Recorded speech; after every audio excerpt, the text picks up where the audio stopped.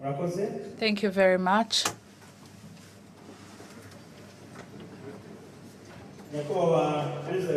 Your Excellency, President of the Republic, different leaders from different sectors, and all other guests, we welcome you to the second Umushyikirano National Dialogue taking place for the 18th time. My name's Jackson Gabo. I'm the Deputy Director at Imbuto Foundation, and I am honored to moderate today's event. Based on the discussions that we had yesterday, it became evident that we are still in need of more work and efforts to reach the goals and objectives that we have set for ourselves, keeping in mind, Your Excellency, President of the Republic, that we have to work together towards the betterment of the lives of Rwandans. And it is against that backdrop that we are going to welcome Dr. Bizimana Jean Damascene, who is the Minister at Minubumwe. He will be giving us a presentation on the status of unity and reconciliation in the country. Thank you.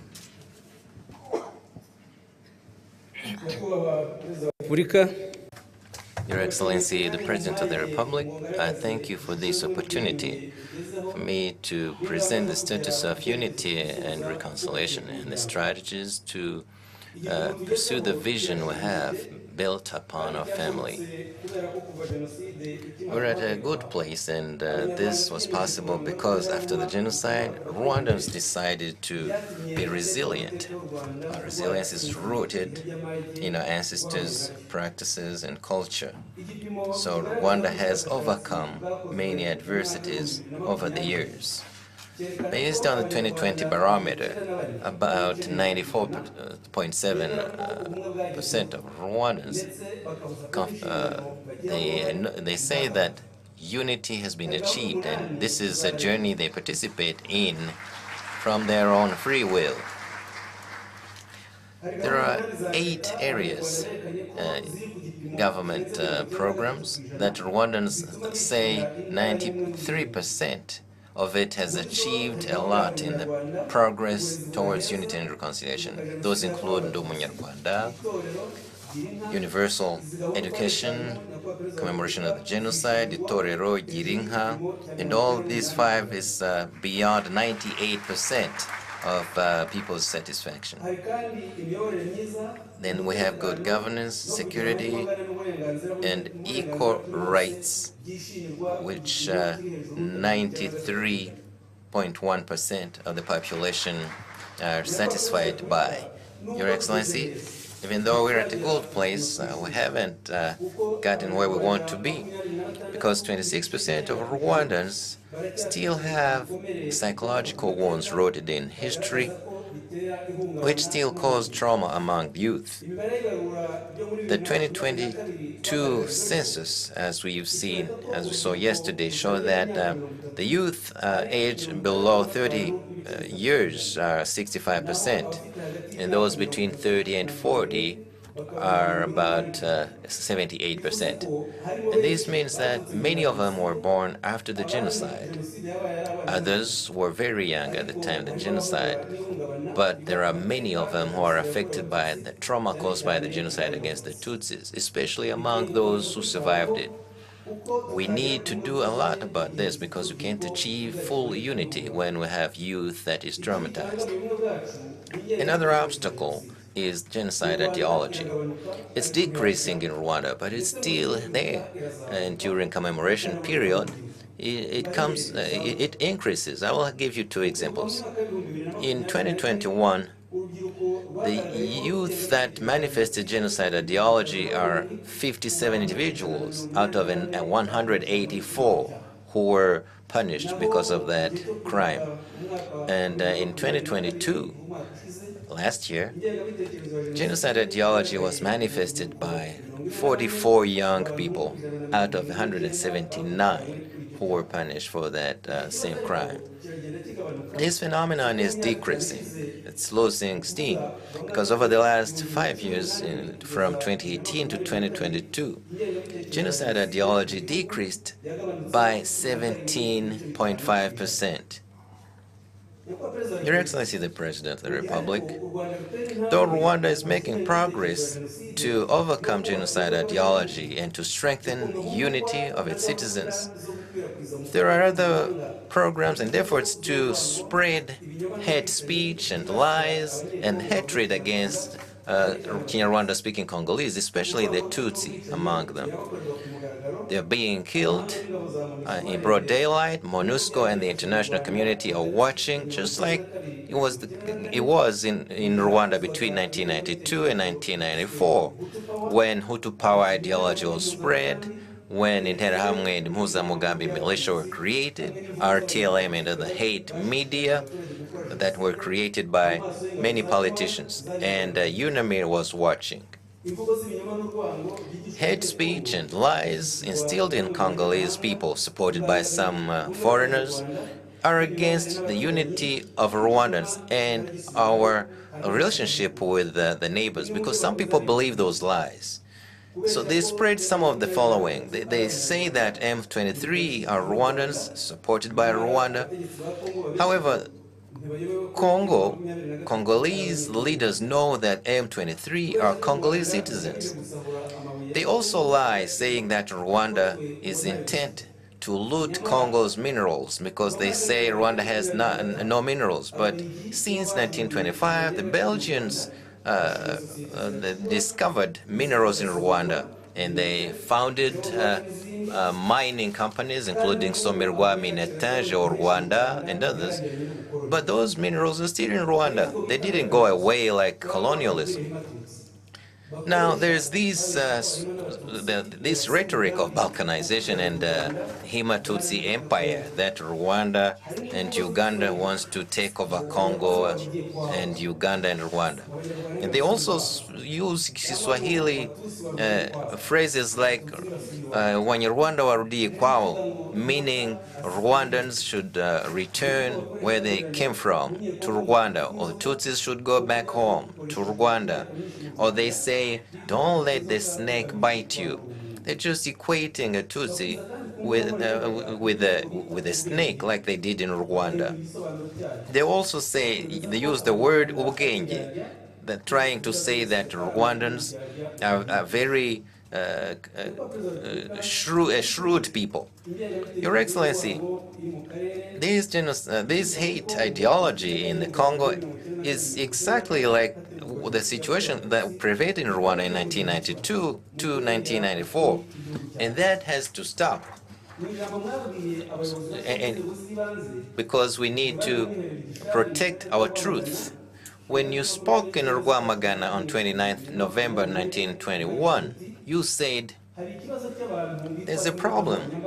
People use social media to spread lies about Rwanda and Rwandans.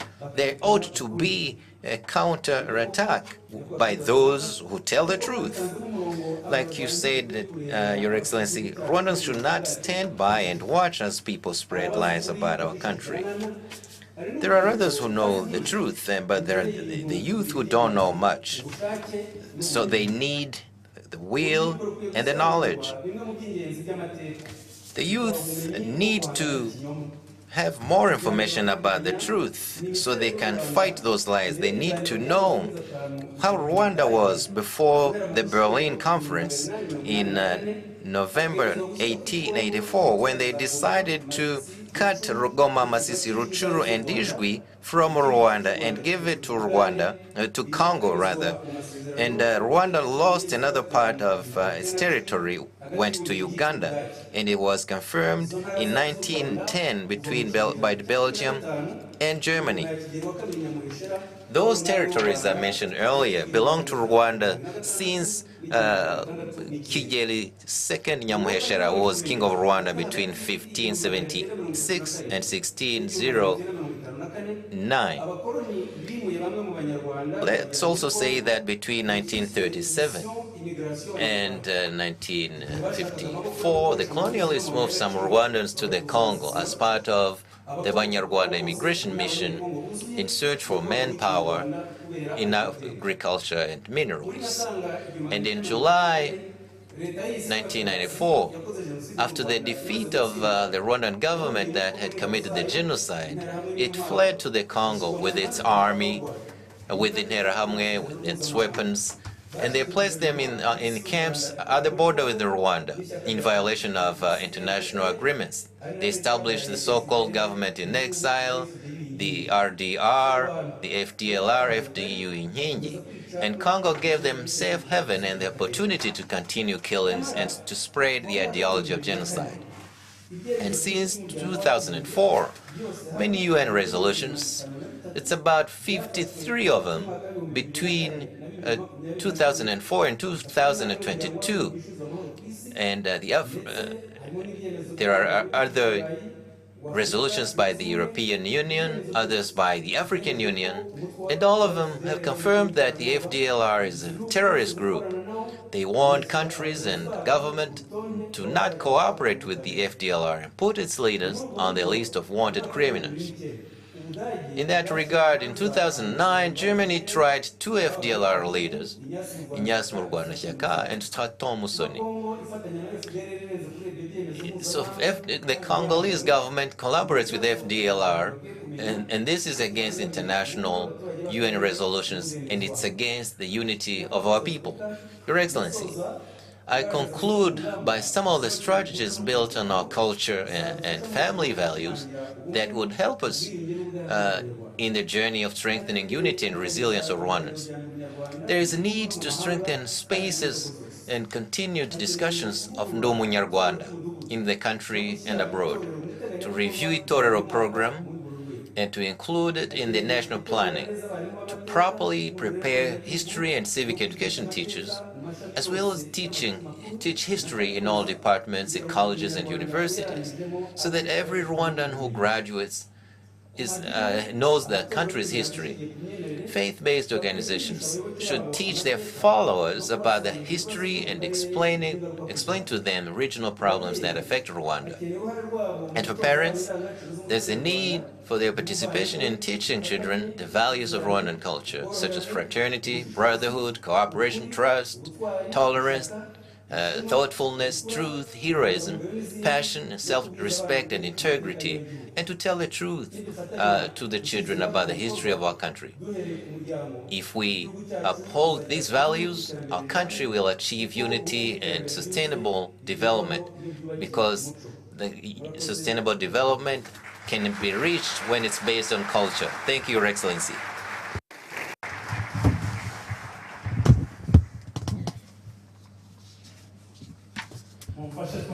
If you may, can we give another round of applause to Dr. Bizimana for his wonderful presentation?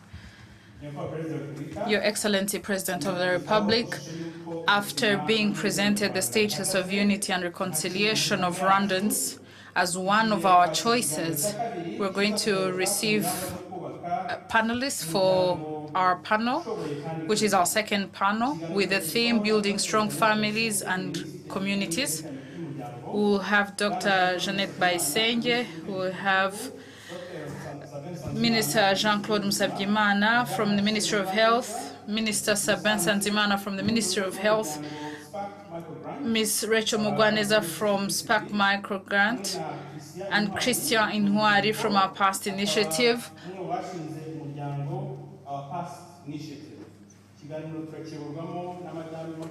This panel will be moderated by Emma Claudine from the Office of the Government Spokesperson. Thank you. Thank you, Your Excellency, President of the Republic, for this panel. This panel is taking us to families.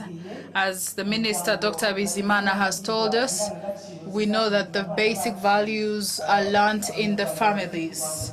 This is where our Rwandan children are being trained, being given values, being taught on how we can build our country. In that regard, Your Excellency, President of the Republic, we're going to look at the status of our families. We're going to look at what has been achieved and where we need to improve. We realize that when we understand the strength of families, we work towards building the country that we want.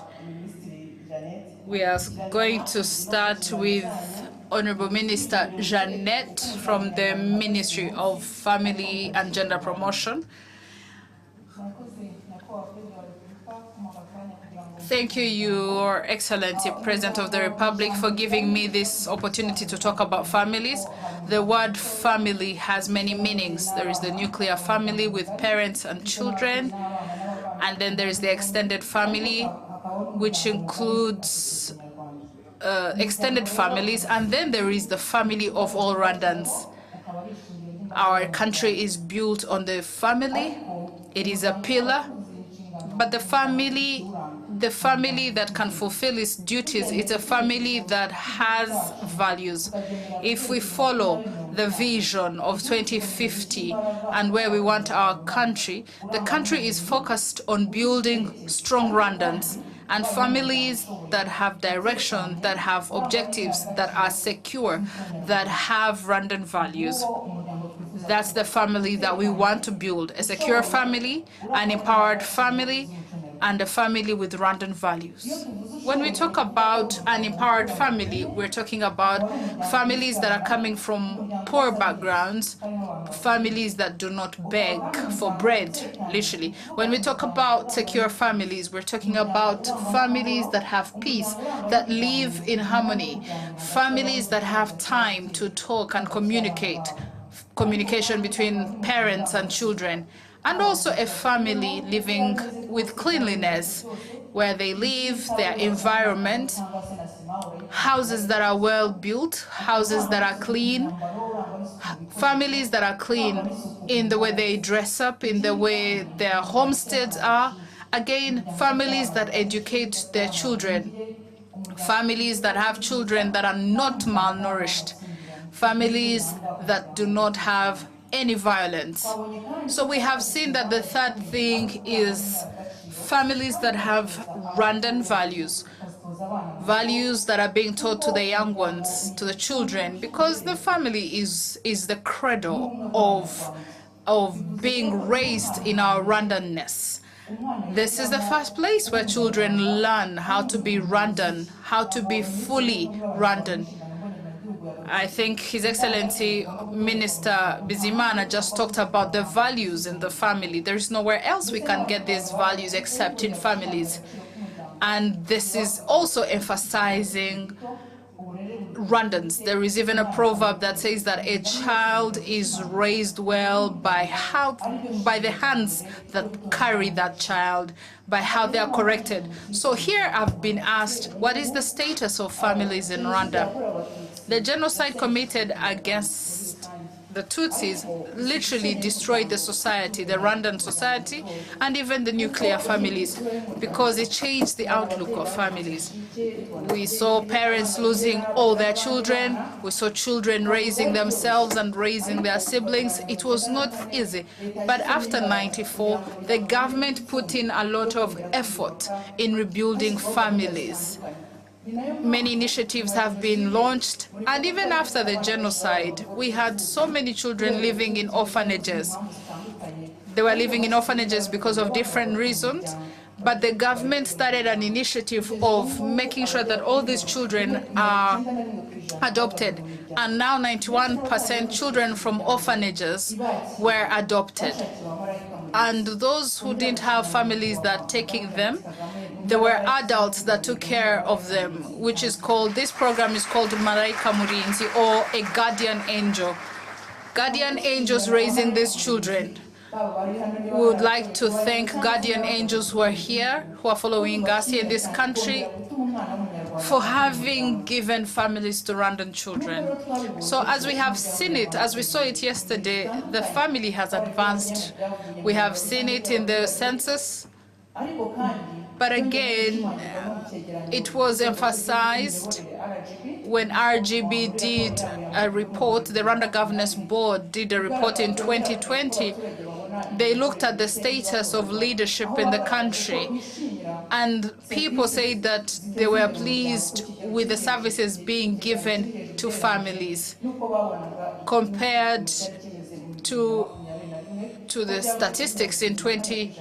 21, and it moved to 77%. So we are still working hard, raising this percentage. But we have challenges. There are challenges in the family, and these challenges are causing some families not to live in security, not being empowered. We have seen gender-based violence, and gender-based violence is a serious issue because we have seen that when violence comes in the homes, poverty ensues, and this affects the upbringing of children. Another challenge that we have seen is that families going through this violence, you find that children are likely to perpetrate the same violence that they saw in their upbringing, in their families. A research was done in by DHS, and they found that families living in violence, actually, these families come from other families that were very violent. So a lot of efforts are being employed to approach these families to break the cycle of violence in families. We have friends of families who are experts to support these families, integrity, men and women of integrity who follow these families, who mentor and coach them. But we're being required to use a lot of more efforts. So the thing comes back to this. If I personally build a secure family and you do the same, the country can have a secure family in itself.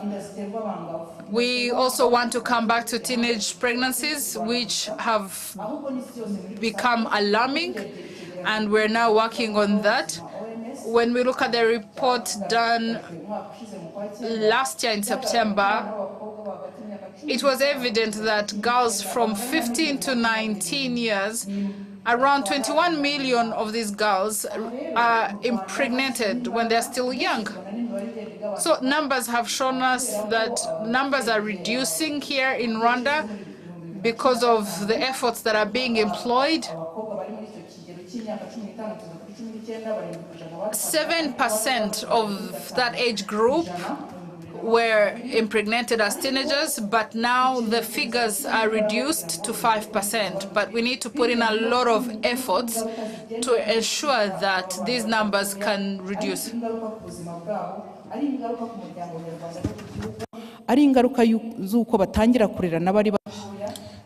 The problem is that these young mothers have a hard time raising their children. There are different programs that encourage the Rwandan society to fight that scourge.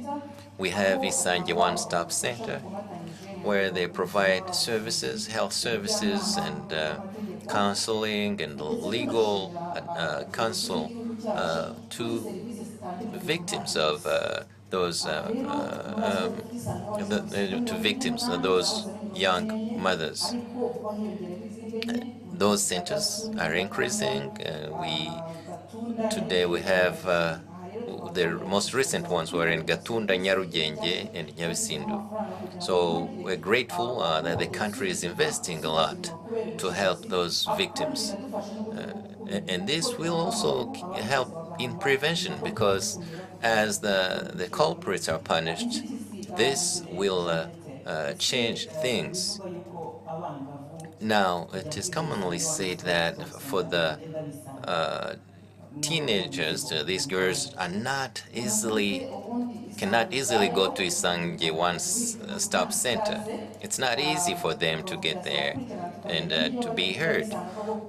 Well, we need to follow up on that, because the whole philosophy is that Isange One-Stop Center should be a welcoming place.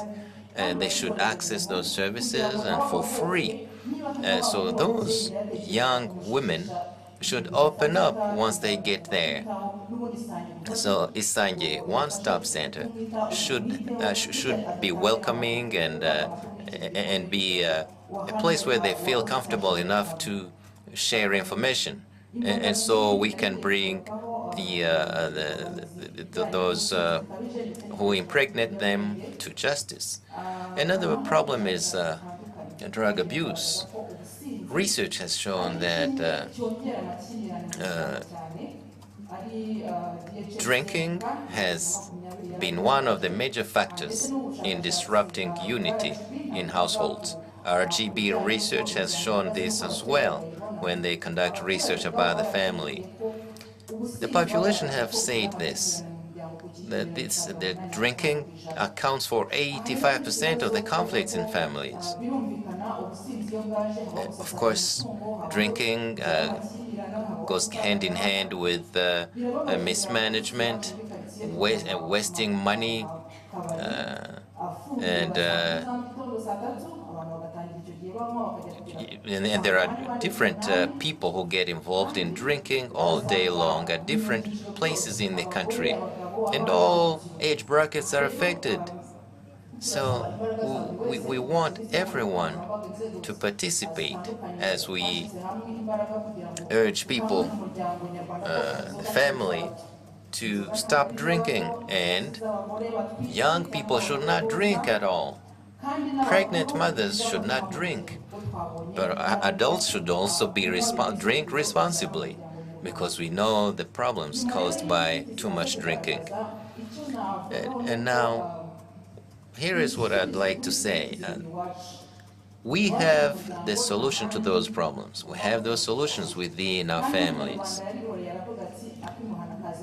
Nobody will solve this for us. So let's start in our own households. Parents should provide good parenting. You don't just get married, you should know that it comes with responsibilities. Parents should listen to their children. And the children should also play their part. You need to respect, to obey your parents. Like the minister has said, you let everyone uphold those values. Let's respect ourselves, obey your parents. You should not just follow what is going on, what comes from the outside. You should know who you are and respect your parents and uphold Rwandan values. So we have different institutions from the grassroots. We have Mutima Urugo, volunteers. So let's come together and do something about that. And we've seen that it's possible. People have been very innovative. The mayors are here, they can testify to that. Innovations have come up in different communities. We have such innovations in like Iriba rya Masenge in Nyamagabe, other innovations in Ngoma. Let me just mention this one in Masenge in Marume, which is my aunt and my uncle. It's in Gasabo district. So people are trying to see how they can approach others to encourage the community to solve issues. So it's 3 aunts and 3 uncles accompanying people who are starting families, and this has been productive. And that innovation, it inspired people. And then the district officials joined them, and it spread this to all of the 15 sectors in the country. And then people who were about to start families are advised, they get advice. And let me end by telling everyone that a safe family, a peaceful family is possible, because there are many families in this country, many good families. So let's listen to them. Let's get inspired by them. Don't be discouraged. Don't be discouraged. I'm talking to the youth. The media should also help us. Thank you very much.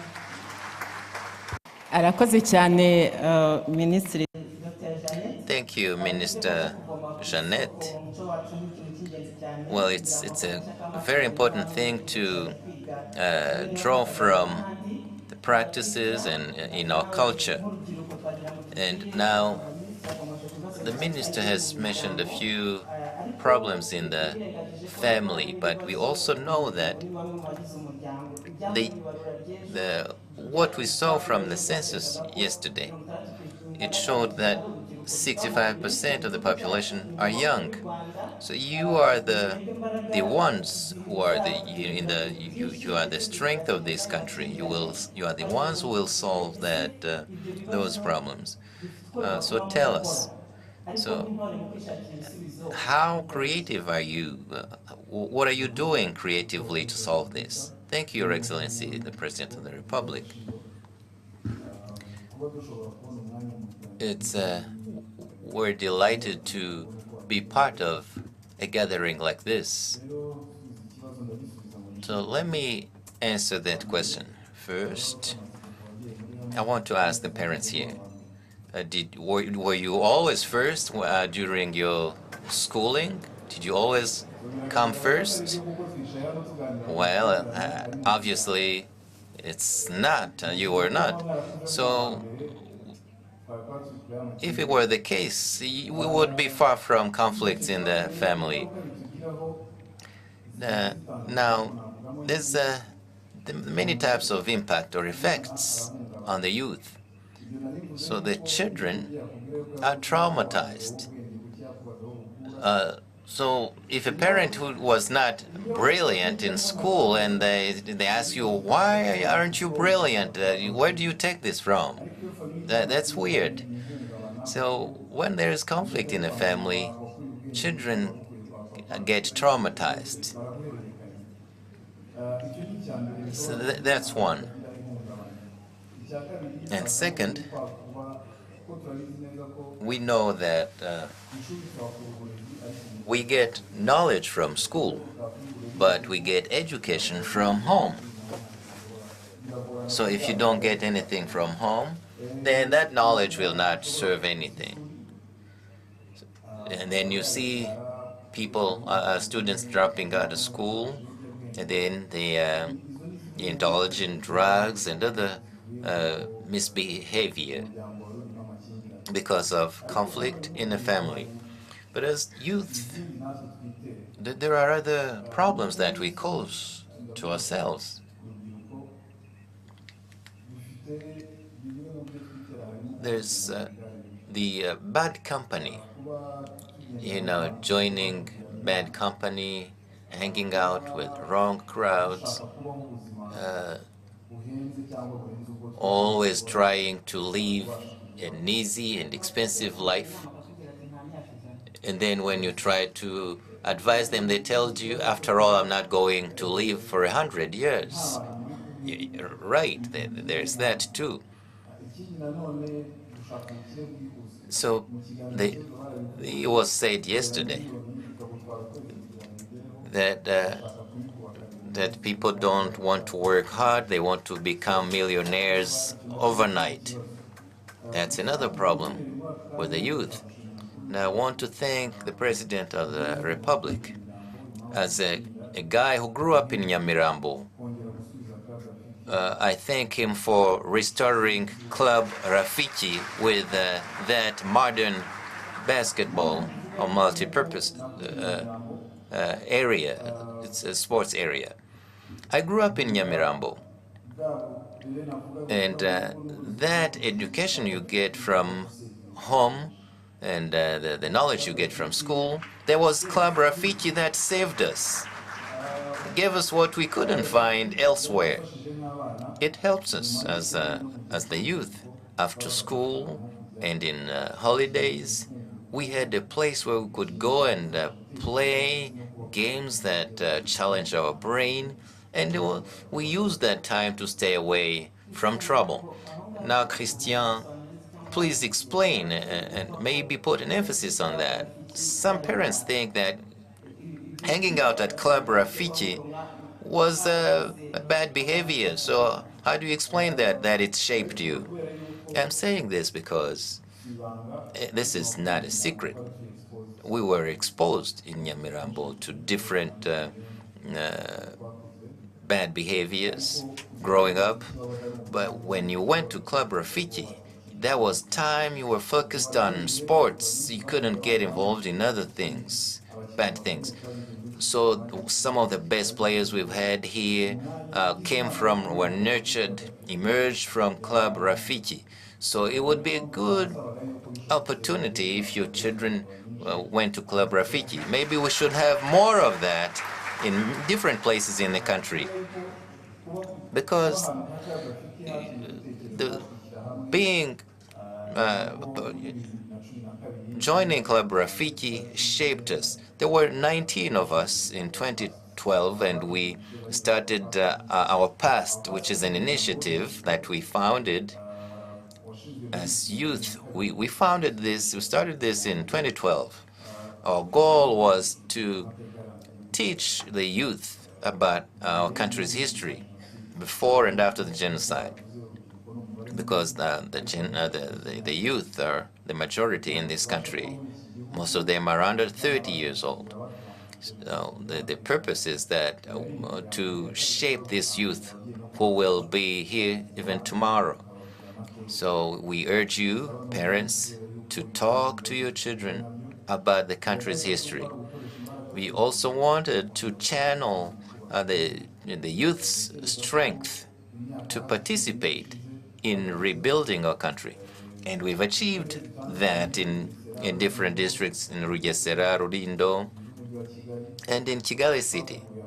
So we've renovated the houses of genocide survivors and other needy individuals. We helped those affected by the COVID-19 pandemic. Today we're partnering with Gesera District to build a girls' house, what they call girls' house at Ngeruka School. And we've started to help that center to be sustainable even when we leave. And they have a poultry project that will help them. So as the project phases out, that action will continue. Your Excellency, the President of the Republic, let me tell you that over the last 7 years, 78% of the money we use is money contributed by the youth. Our Past, it's an initiative that started with 300 youth and now 2,300 strong now. We have a large membership. We have 300 around the world, and including Canada, United States, China, and Malaysia. And this year we will have France on board. And this shows you that the youth, if we put our mind on it, we can do a lot. Let me end telling this to the youth.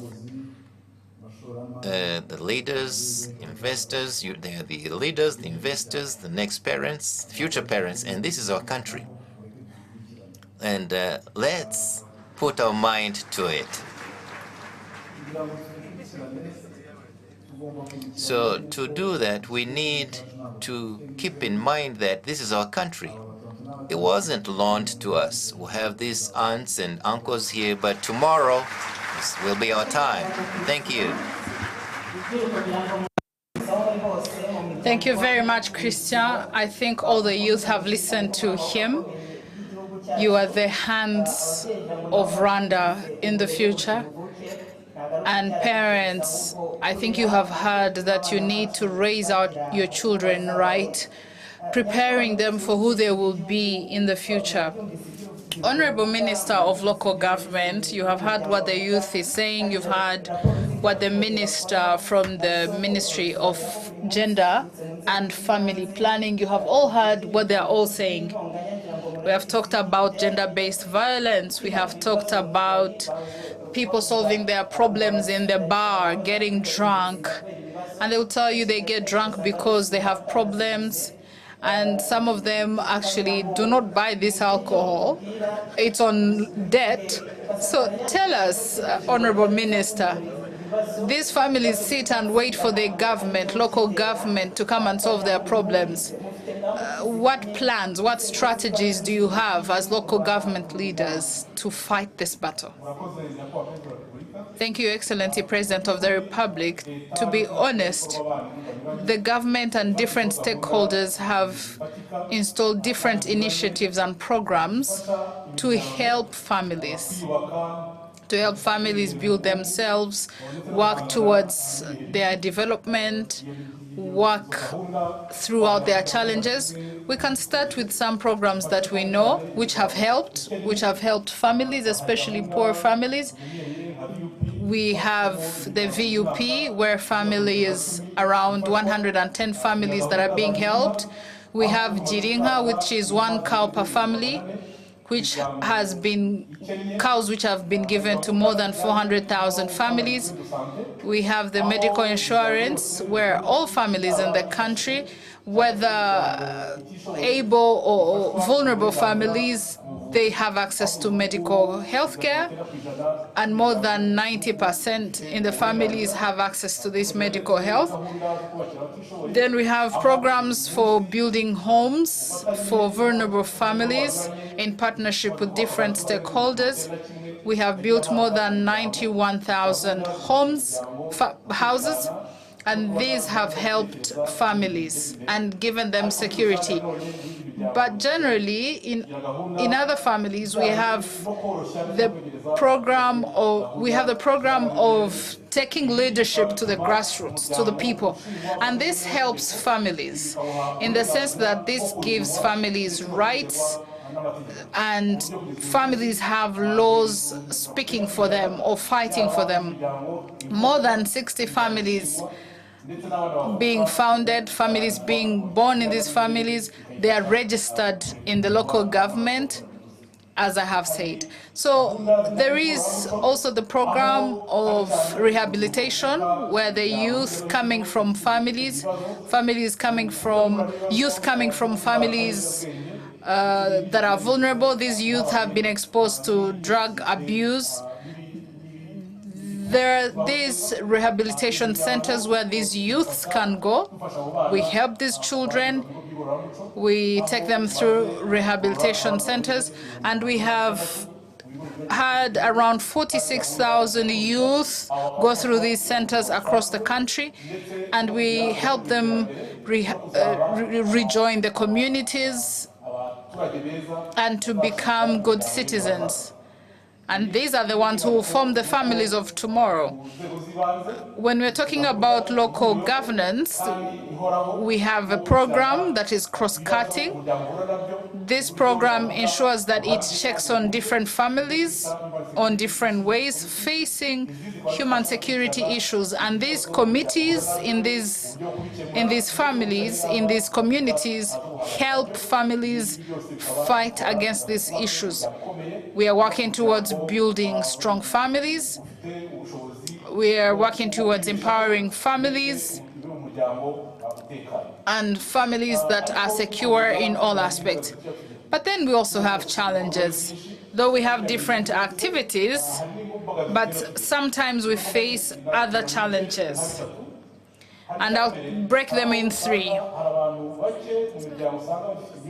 Sometimes you'll find that families with a mindset of irresponsibility, where I'll give an example. I'll give you 3 examples to show you how this works. There are times where people who give services, when they don't give good services, this affects families, because this will get families not to have their problems solved in a timely manner.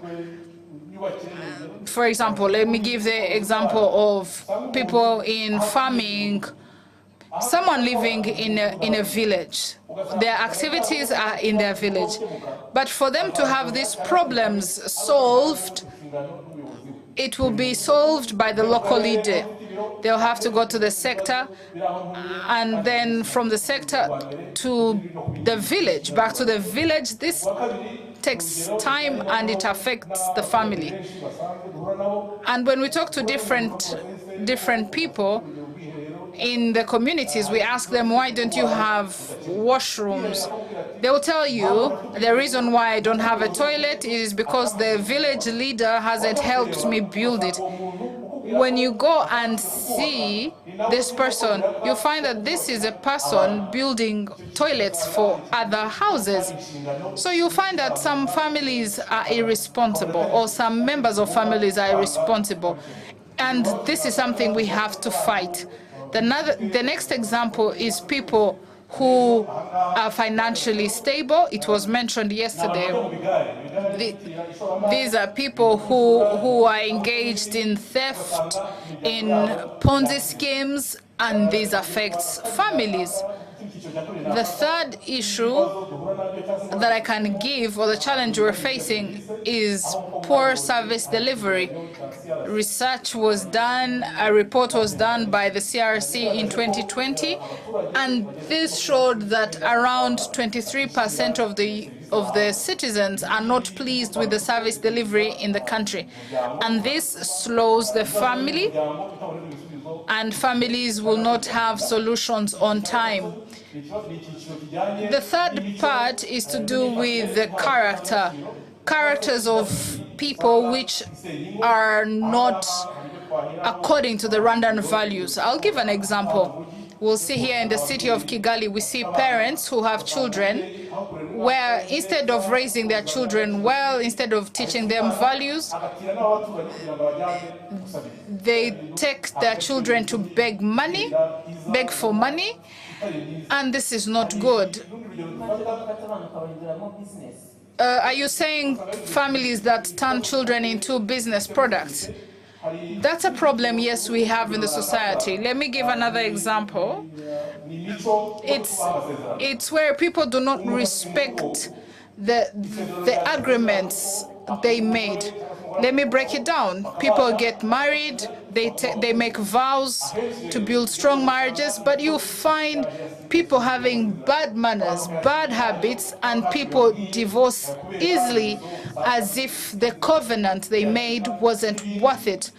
They'll break their covenants, or they'll break the marriage agreement because of different habits, drunkenness, drug abuse.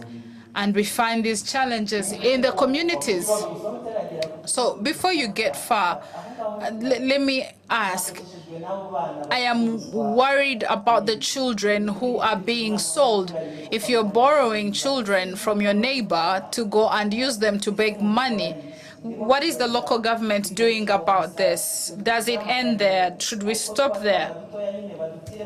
Should they keep taking these children and take them on the street to beg? Because this is very shocking, and we fight this every day, and that's why we're talking about it. We follow through with this. These children are put back in their families. We are always fighting this battle, not only in the city of Kigali, but even other cities. But this is one of the bad things that we need to fight, and those who are doing it, they need to know that this is wrong. Yes, citizens have rights, but they also have duties, a duty and a call to build a strong family. This is why we are calling it out here now. Something needs to be done. The first is in different sectors where we are. Let's go back to our duties. Let's go back to being accountable. People in families should be accountable, not done by the local government only, but everywhere where you work. Here we have faith-based organizations, we have religious leaders. If these people come to our churches, do we remind these people in our churches, in our services, the cooperatives, the associations, the businesses that we run, do we remind people that what they're doing is wrong? When a hen is lost in a village, everyone will look for it in the village because they all look for that hen. They ask, have you seen this hen? Have you seen this hen? And you'll find that a child will come from their family, come in Kigali, spend 2-3 days, and no one knows where the child is. A child will miss school and no one will ask. These are things we need to think about. These are things we need to do something about. We need to think about the values that we have. If we can remember to check for hens, for cows, Why are we not doing the same for our children? We need to also understand that there is no family. If there is no family, there is no country. We have a good country, yes, but a country cannot strive. A country cannot thrive if it has broken families. For the country to be where it is, you have to love your country. You have to work for it. You have to keep it safe. But this you will do if you follow the duties you have. And the people who have the first duties, it is the members of the families. Before this becomes a local leader's problem, it is a problem that should be addressed by the family members. I want us to also focus on the importance of hard work. His Excellency, the President of the Republic, reminded us yesterday that we have to work. If we don't work hard, we will not develop. And the last thing I would say is, from the different levels where we are, different sectors, if we can have partnerships to solve these problems, we will solve them. Thank you, Your Excellency, Minister of Local Government. Your Excellency, President of the Republic. The Minister has said that a hen is not greater than children. I've remembered that children ask parents these days, because some days we leave and we close our bedrooms, and then we leave our children for the house helps. Then one child asked the mother that, why do you lock your bedroom? Why do you lock the room? And the mother said there are precious things in the room. And the child asked the parent, why do you leave me with the house help and then choose to close the room? Does that mean the room is more important than I am? So we need to remind parents that children are more important than all the other assets that they have. I would like to ask that we carry on with the Minister of Health. But before then, let's go to the civil society, because the civil society works closely with the Ministry of Local Government, and they see things that sometimes local leaders don't see, or they are even unable to solve. Ms. Rachel, from the civil society's aspect, what are the challenges that you're saying that we need to pay attention to? Thank you, Your Excellency, President of the Republic, for giving me this time. As the people who have spoke before me, there are different programs that the government has in place to help families, and us as members of the civil society, we have our contributions. The civil society has experience in approaching family members. We spend time with them on a daily basis. We visit them in their homes. A Rwandan said it in a proverb that if you pass by the gate of a household, you will not know what is inside the house. So this is right. For you to know the life of families, you have to go into those families and talk to them. Then you will know how to help them. You can't solve problems that you do not understand, that you haven't checked. So from the conversations we have with families, from working closely with families, we have realized that there is a lot of strife in families, and this is one of the reasons that I want to share with you. It has been mentioned, but when a family does not communicate, it cannot reach the sustainable development. If families do not communicate, if families don't spend time together, this is one of the issues that brings security problems in the family. There is poor management of funds in the families. If families don't sit and talk about how they're going to use their resources, their assets, it's hard for them to know how they're going to manage their resources. But there is another challenge that we noted as a problem in the families. There is a lot of poverty. There are families that still have poverty. And here you find that this poverty is affecting families greatly, where you find that children do not go to school, families don't have food to feed their children, and they don't even have the capacity to solve the basic or to meet their basic needs. And this is not the only challenge. The Minister of Local Government has mentioned it. And I'll give an example for these third reasons. These people in VUP, they get money. When they work, they get money. But the money they get doesn't help them because they don't have the knowledge to think far and plan and know how to use the money they have. So there is still a challenge of people who can't think far, who can't think for their families, because they also don't have the knowledge they need to have. This is one of the challenges that we noted as the civil society, because we live with these people on a daily basis. We want you to keep telling us, please tell us your role, what you're doing to solve this problem. Thank you, Excellency President of the Republic. For us as a civil society, what we do is to prepare and teach the people, teach them how to fish instead of giving them fish. And how is this done? We empower them. We empower family members. We empower village members, where we focus on raising their minds or changing and transforming their mindsets. We show them that they need to work hard to come up with their small projects, and they're encouraged to work in cooperatives, saving groups, because these saving groups help them solve basic problems in their daily lives. And that's not the only thing we do. We also focus on gender balance. We know that every family member needs to know their role. They need to know what they need to do to develop their family. So, as someone representing Spark Microgrants, working in all the whole districts, all the districts of the northern province, the southern province, we have a program called Inzira y'Iterambere, or the Journey to Development. We partner with the government. We bring members of villages, all the villages. We bring members. They come for weekly meetings where they think for the development of the villages that they're in. And we let them have brainstorming sessions where they come up with the solutions that themselves can implement as a village to solve their problems.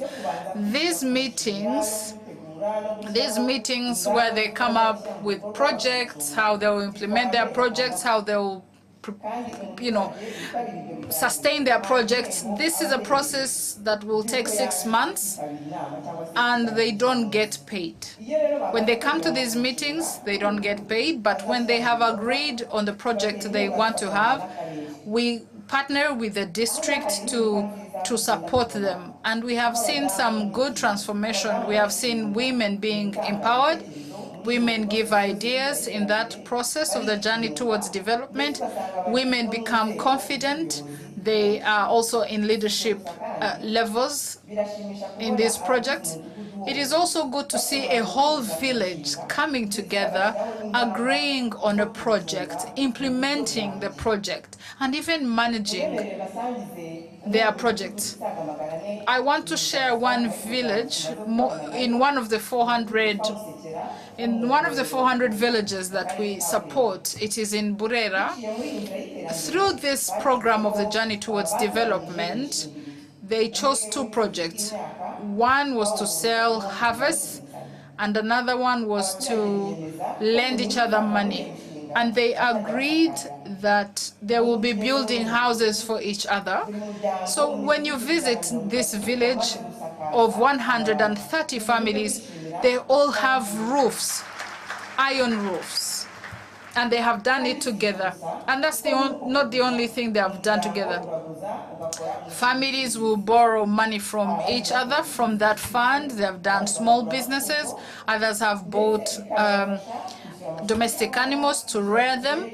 Others have managed to pay medical insurance, to pay school fees for their children. And this affects family lives. Here, I want to emphasize that when people have chosen the project for themselves and have decided on how to implement it and manage it, even when we leave that district or that village and move to the next, these projects are sustainable, they carry on. As I'm heading towards the end, as we encourage family members to work in unity, even us from the civil society, I would like to ask that we keep partnering and working together so that we lead to sustainable development. Your Excellency, President of the Republic, we have seen that building a strong family is a possibility. Coming back to the guidance you gave us yesterday, you told us that people shouldn't be handheld forever.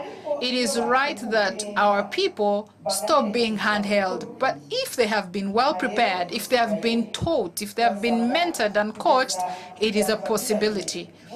So we're asking that we all reach together and empower and mentor families and coach them. Thank you so much. Now, Honorable Minister of Health, we're talking about a crucial aspect of our life now. You read many reports, you know the status of families in terms of health. So what can you tell us about stunting, mental health? Are those still issues that pose problems to our country? So what do we do to overcome those issues? Thank you, Your Excellency, the President of the Republic.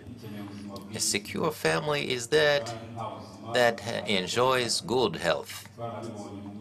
We've seen this over the last 3 years.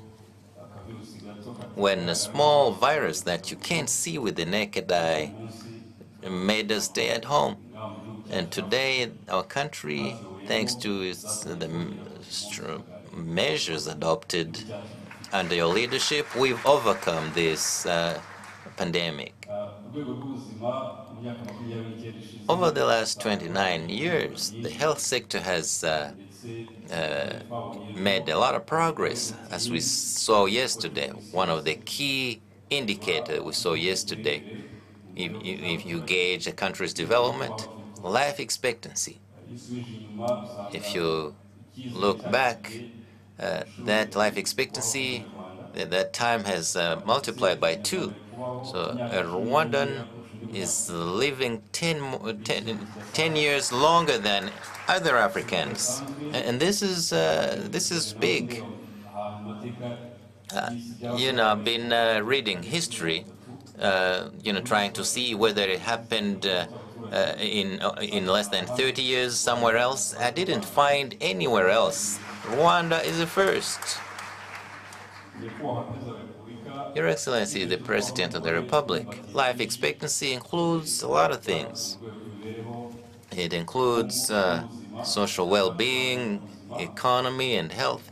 Let me focus on health, because the reasons that decrease life expectancy is infant and maternal mortality and other types of deaths because of different diseases that are not treated or prevented.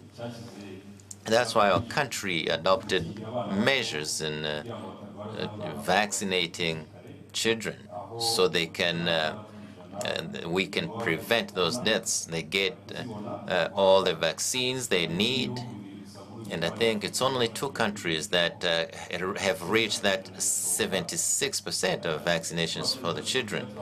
We can reach 100%. So we thank you, Your Excellency, the President of the Republic, because those vaccines will be produced here locally in Rwanda.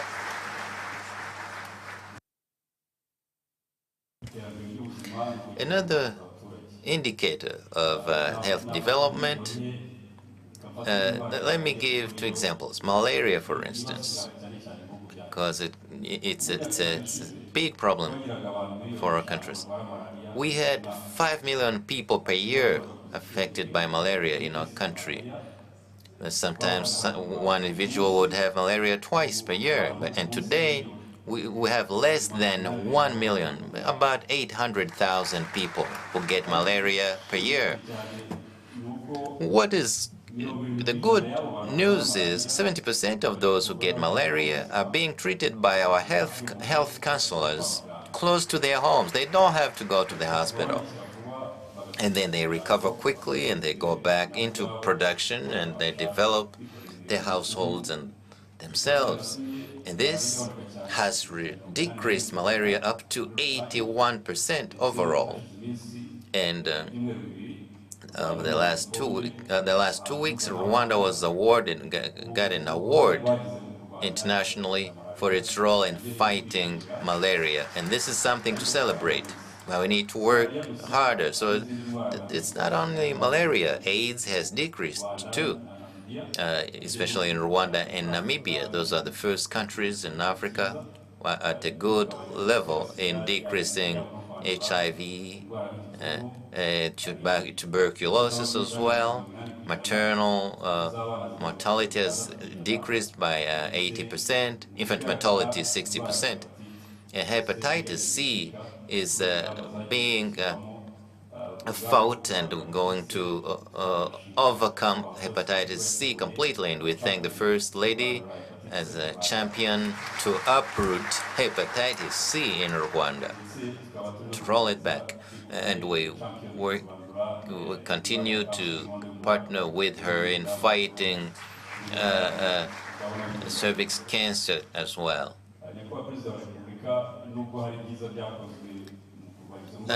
Though we've done a lot to fight those diseases that were causing deaths to Rwandans, there are other diseases that affect people's lives that are on the increase. So we're at a crossroads where we have other diseases that can kill people very quickly that are decreasing, but there are others that are non-communicable disease that are on the increase. If you look at the statistics from our BC last year, high blood pressure, it went from 15% to 17%. Just in 2 years. Diabetes is at 3%. It's on the increase, on the rise.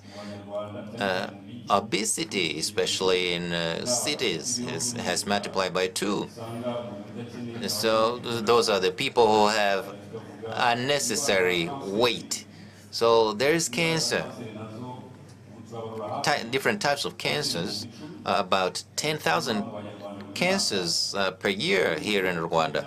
Half of those are those we see at the hospital that we can detect. The other half, we don't get to know them on time. And among those 5,000, half of them are at the stage 3 and 4. And we want to see them. We'd love to see them at stage 1 and 2, because cancer goes through 4 stages. And many of those we see are in stage 3 and 4. We'd love to detect those very early at phase 1 and 2, so we can treat those, because some of those cancers can be treated. And for non-communicable diseases, we've tried to find out why they're on the rise, high blood pressure and others. So we asked researchers as well. So do people know that? Do they control what they eat? Do they play any sport? So 40%, we found out, do not do any form of sport. They don't want to hear anything about that. They say it's not for them. The other thing is that people spend a lot of time sitting. You shouldn't sit for more than 2 hours. You need to stand up for at least 20 minutes. So you spend 8 hours seated every day. Honorable Minister, I think you're telling them to stand up for a...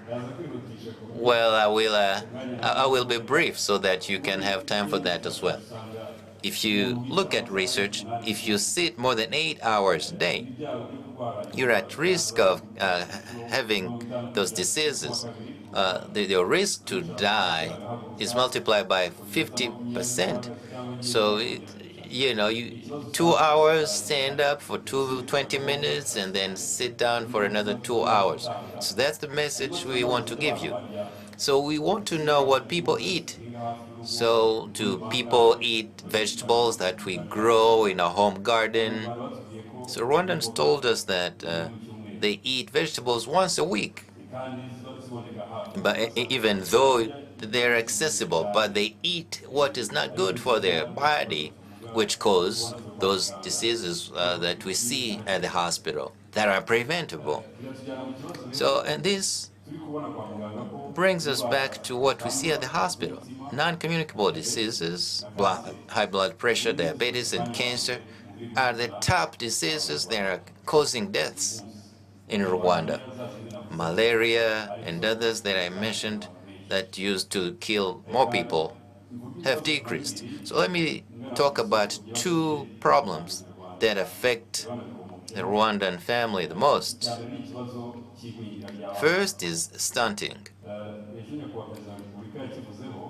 The President of the Republic mentioned it yesterday, and let me say it from a medical point of view, because we see that as a disease, as a scourge. Because those we talked to told us that they don't think it's serious, but this is serious. If you see a child older than 2 years suffering from stunting, it's irreversible. They live with those effects all their life. And then they're exposed, they're at risk of those other non-communicable diseases because the body wants to fight, but they don't have the right resources. So they were malnourished at a young age, and now they're affected by, they contract non-communicable diseases. So I'm explaining that from a medical perspective, so we understand that, and so we can take serious measures. It's a disease because it has a cause. It's caused by malnutrition. It starts from pregnancy.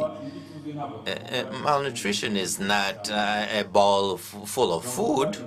We're talking about food with all the nutrients, vitamins, and it's not something you get from elsewhere. It's what you grow near your homestead.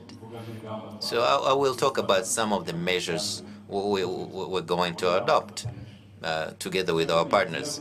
The second reason for this stunting is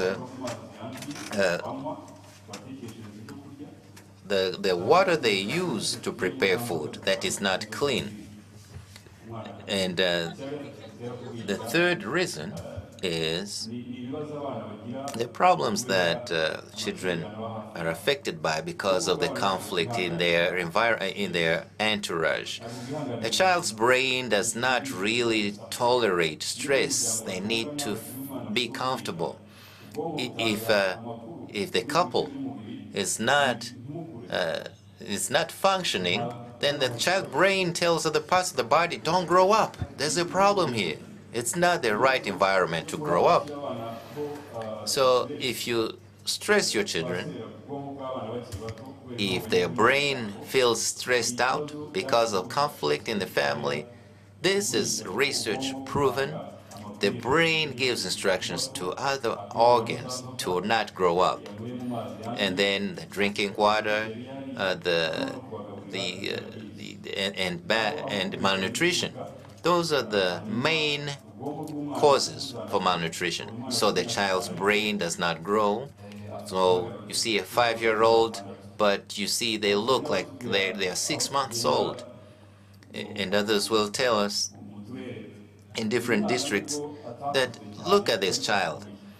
Well, he doesn't have he's not a good size, but he's strong. There's no stunting here. So they are defending that, but it's in the first 2 years it's irreversible when it happens.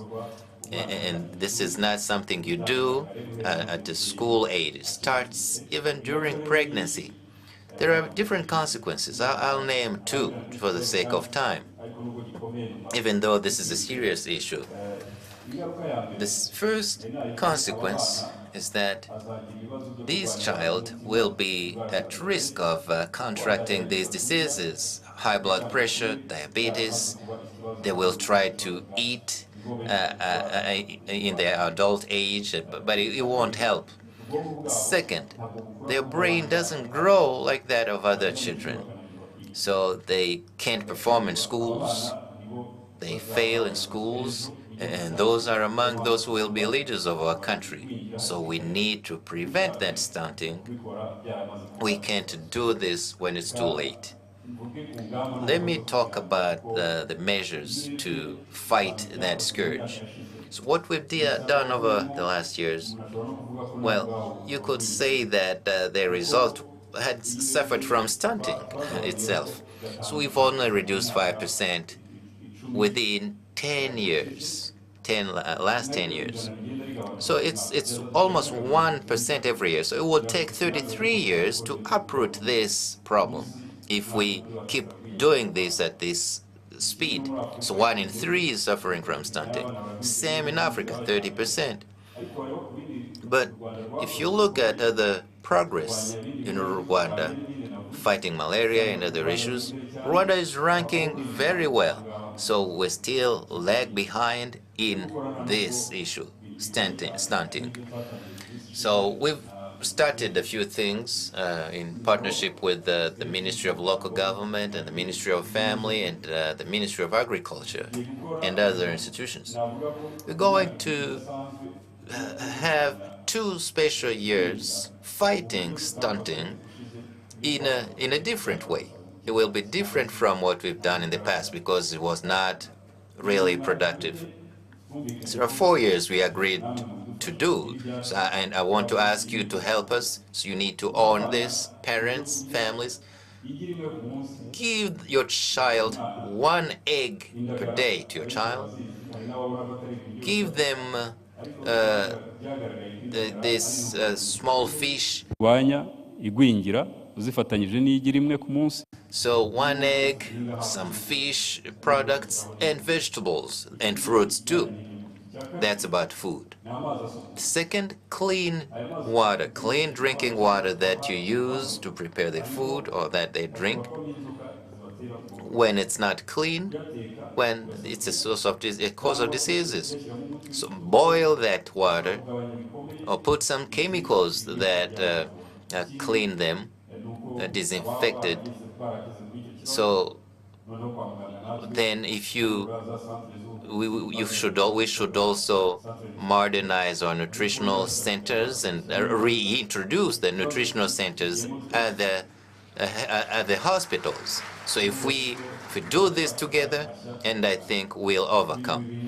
So 2 things before I stop. So diseases caused by a lack of cleanliness. We can, if you look at the 80% of the diseases that we see at the hospital, they are preventable. They are. They don't have those cases don't have to come to the hospital because 40% of those are caused by not being clean, not having latrines, and another serious problem. If you go to health centers and district hospitals, the first thing that takes people to those hospitals, it's oral diseases. That's the first type of diseases.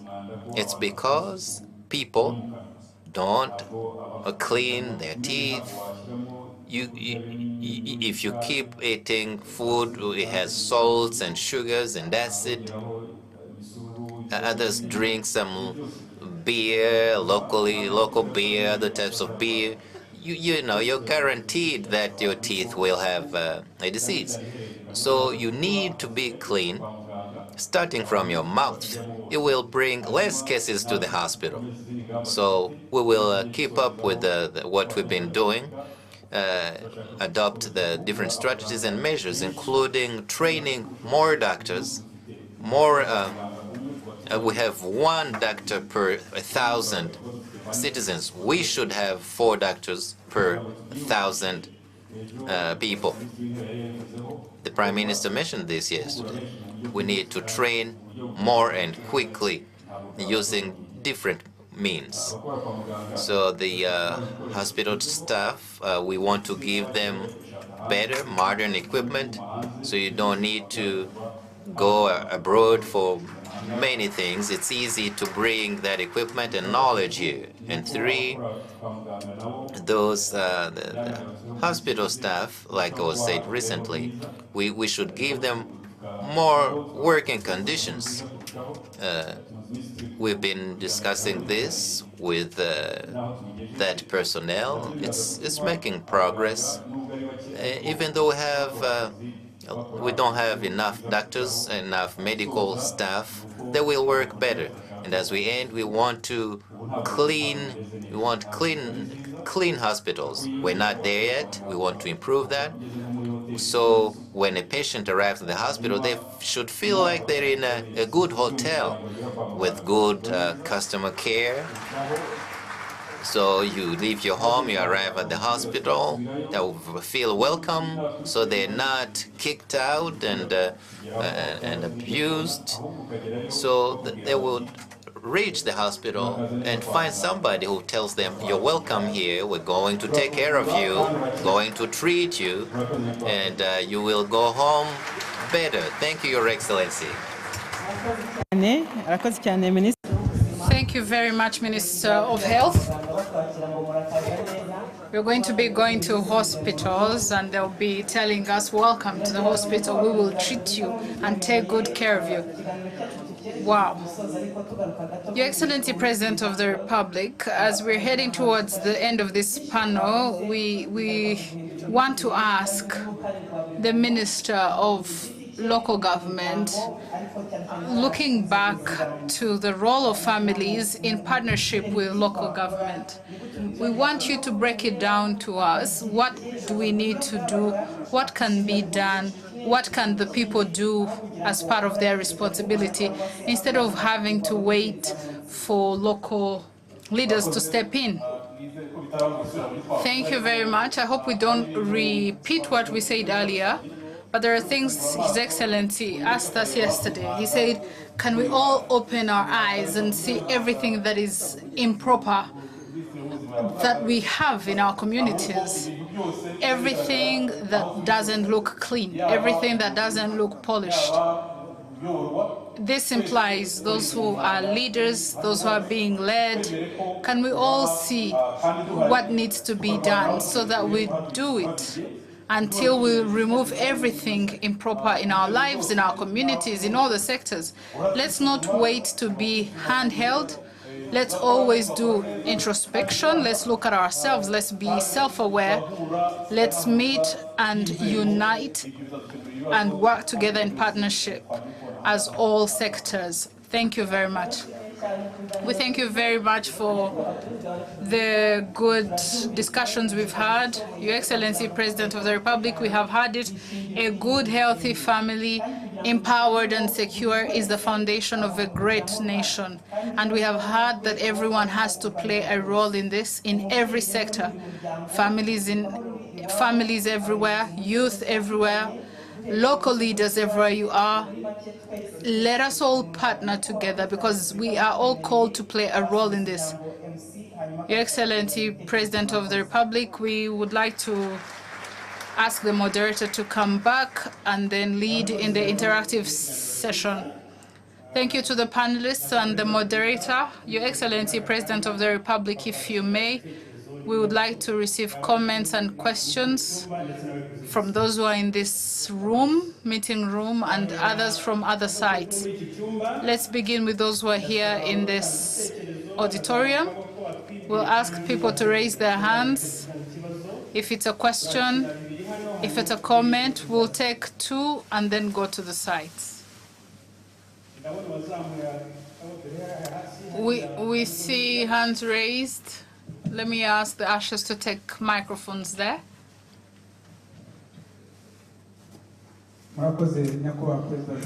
Thank you, Your Excellency, President of the Republic. My name's Kabagamba Wilson. I'm from Nyagatare, an advisor on the advisory committee there. I would like to thank the panelists, but I would like to come back to the Minister of Health on what he has told us to do with the malnutrition in families.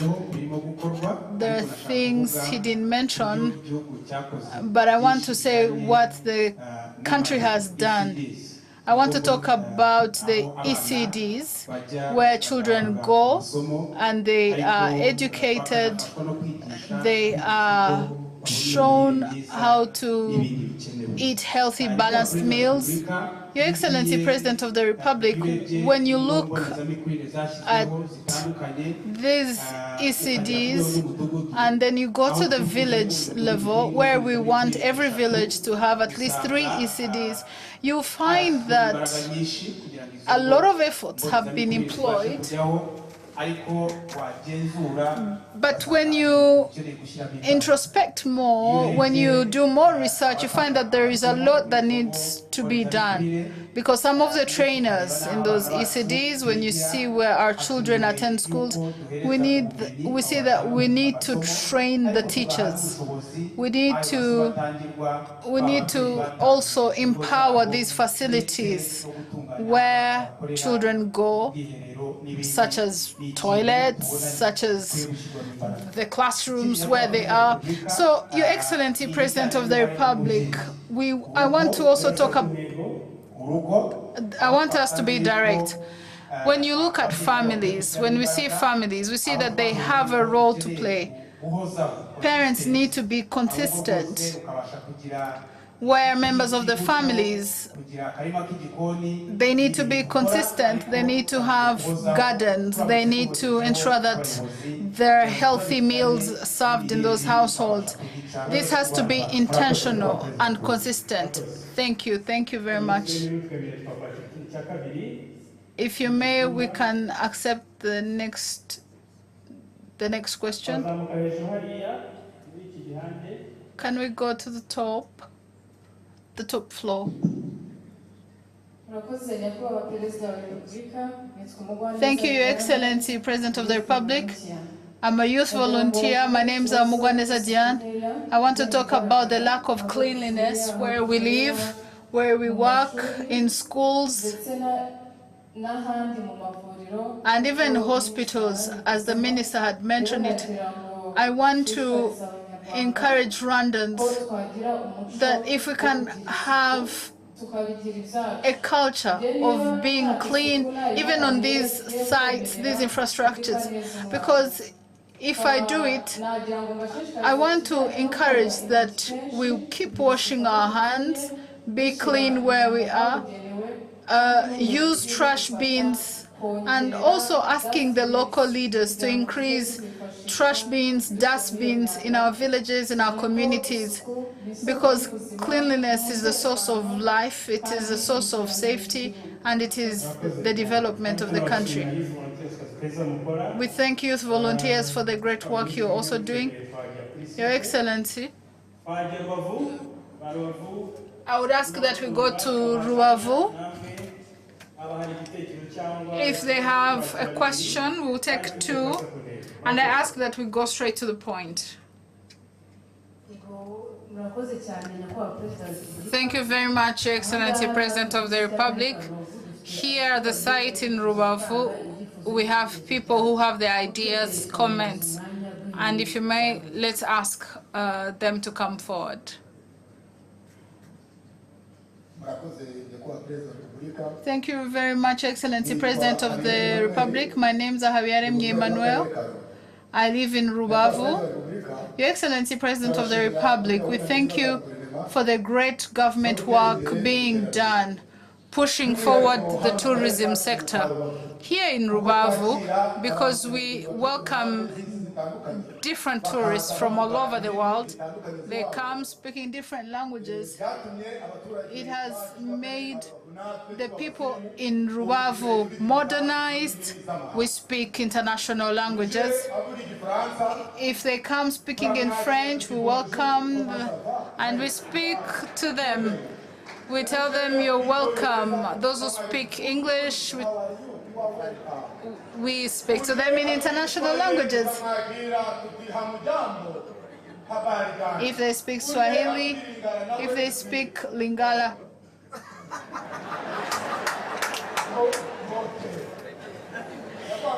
So, Your Excellency, President of the Republic, we thank you for giving us the exposure as people of Rubavu.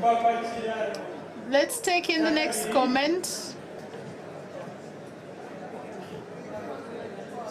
Thank you very much, Your Excellency, President of the Republic, for this time you've given me.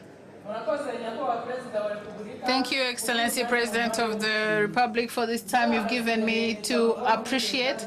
My name is Jeanne d'Arc. I'm from Nyundo. We were affected by the Sebeya River. Whenever it would rain, houses would be demolished. Our cultivated land would be affected, people's lives would be taken, business houses were destroyed. Because of that river, hospitals, and even the commemoration center, all these buildings would be destroyed. When you visited Rubavu, Your Excellency, President of the Republic, when you recognized this problem, you found a solution, sustainable solutions. There have been dug pits that take in the water, terraces have been planted, trees have been planted by the Sebeya River, and walls around the Sebeya River were built. And as we live near them, those of us who were affected will live a secure life, and we would like to thank you, and we promise you that we'll keep maintaining and managing the infrastructure built in Sebeya. Your Excellency, President of the Republic, thank you. We thank you, those from Rubavu. Let's go to Kayonza. If you're here as well, I ask that we go straight to the point. Thank you. Thank you, Excellency, President of the Republic, to give us the time and the opportunity to speak. We have two ideas.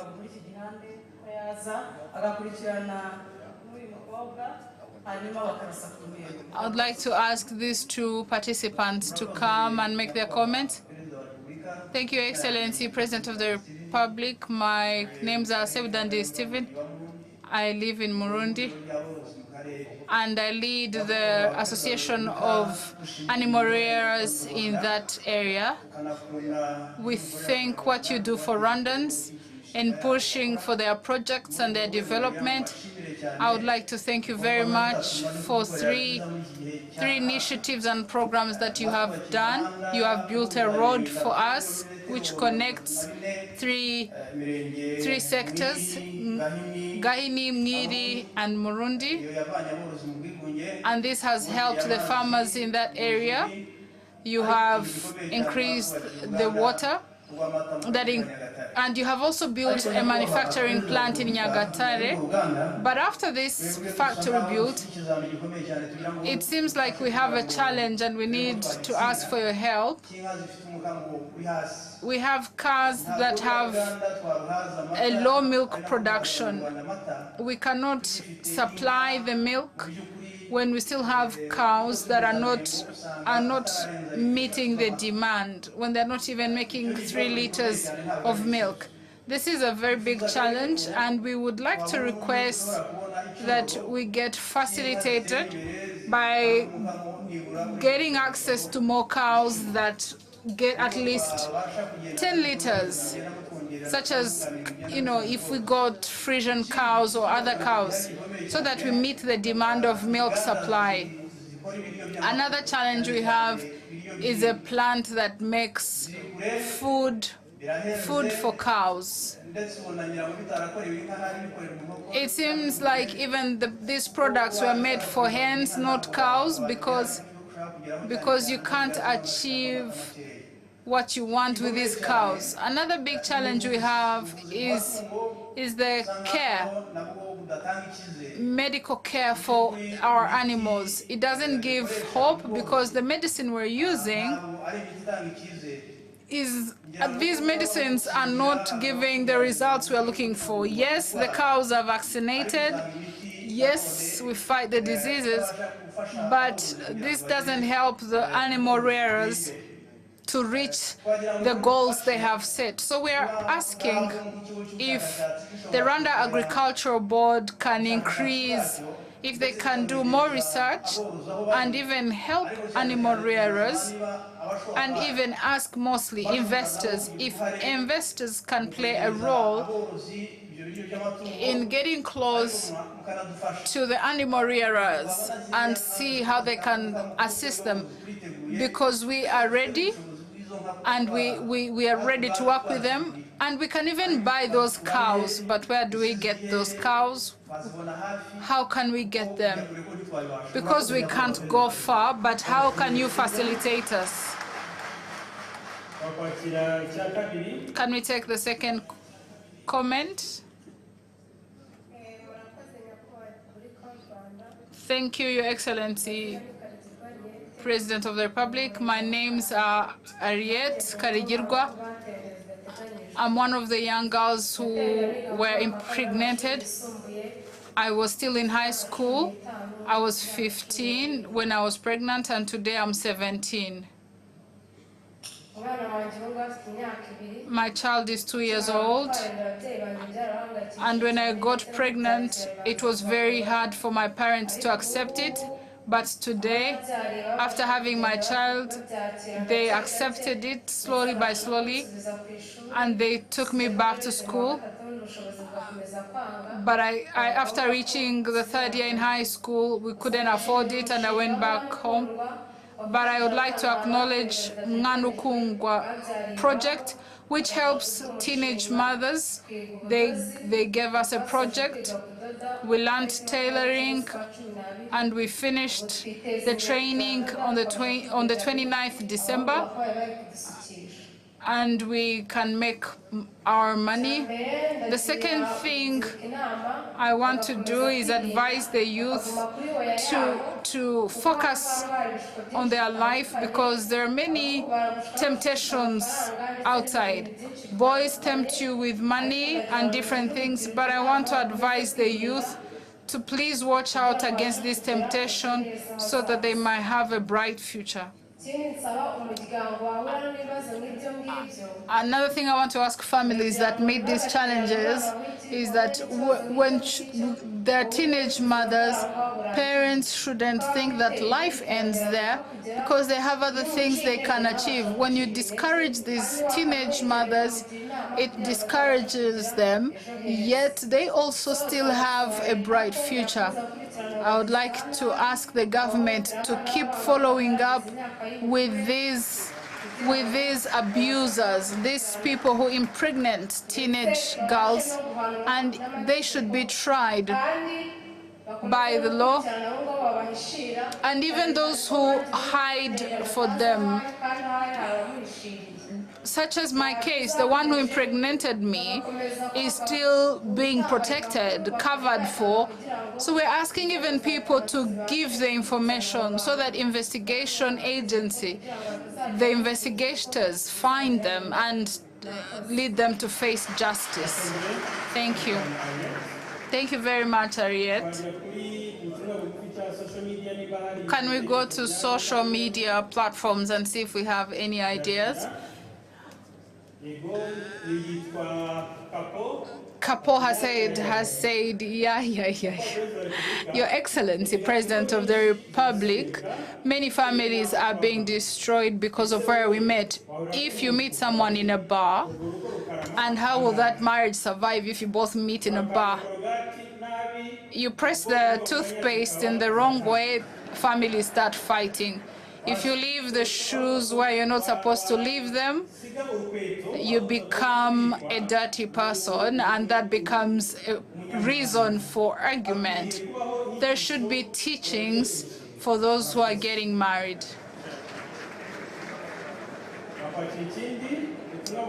Another message is from Gwemarika Felicien, who says, Your Excellency, President of the Republic, COVID-19 left many people behind, and they don't attend Umuganda as it was, especially in the city of Kigali.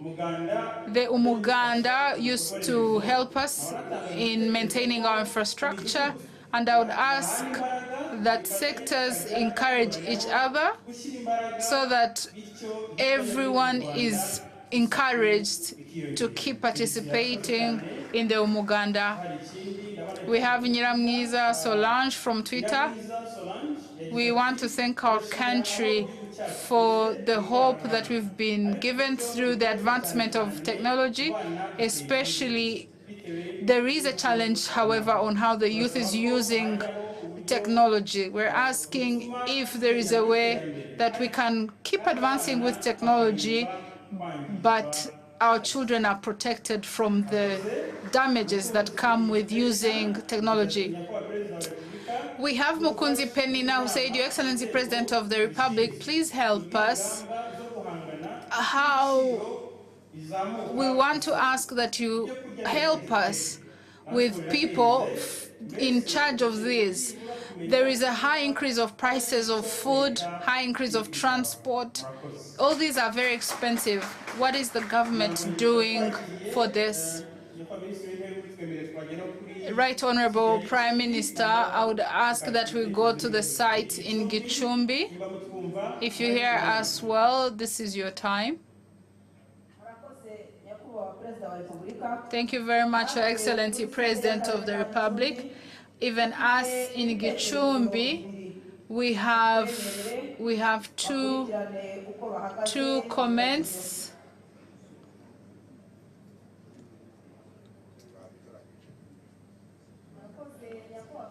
Thank you, Your Excellency President of the Republic. My names are Mutoni Domina, and I'm a mother and a teacher in Gicumbi. Your Excellency President of the Republic, we thank you for the way you are installing programs that are pushing for the advancement of the education of children. One of them is the program of giving lunch to children in schools. This program has helped parents and reduced the number of children who are dropping out of school. However, Your Excellency President of the Republic, there are still some parents who it seems like they don't put in efforts for this. In supporting this initiative of feeding children at school. As it was said by the Minister of Family and Gender Promotion, we have seen that there is the issue of drunkenness, there is violence in families. I'm asking parents who are here and others who are following us in Umushyikirano that we become responsible. Talk to our children, have conversations in our families, telling the truth to our children, talking about reproductive health in a way that they know the truth, and even promote conversations in our families, help our children with the homeworks they do in their families, in their homes from school. Thank you, Your Excellency President of the Republic. Let's take the second.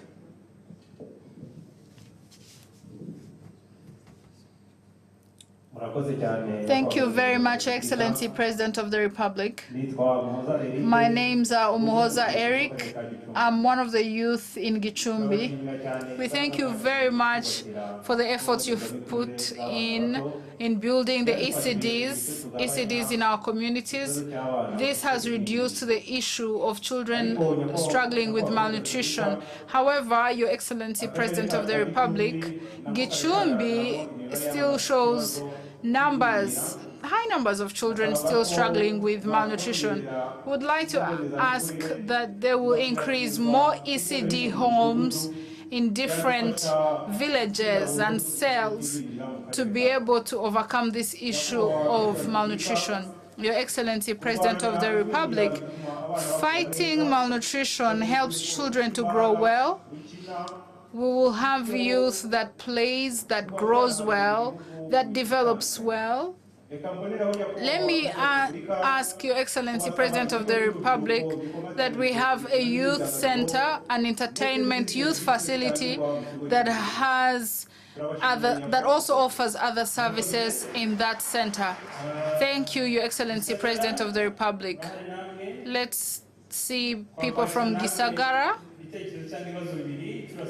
We will take two two questions or comments from you. Let's take two questions or two comments.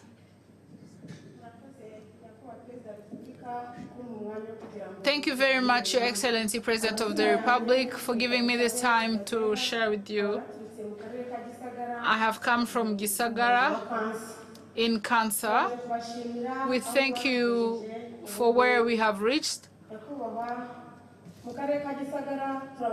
In Gisagara, we thank you for the industry that is there, that makes local brew, that meets the Bureau of Standards.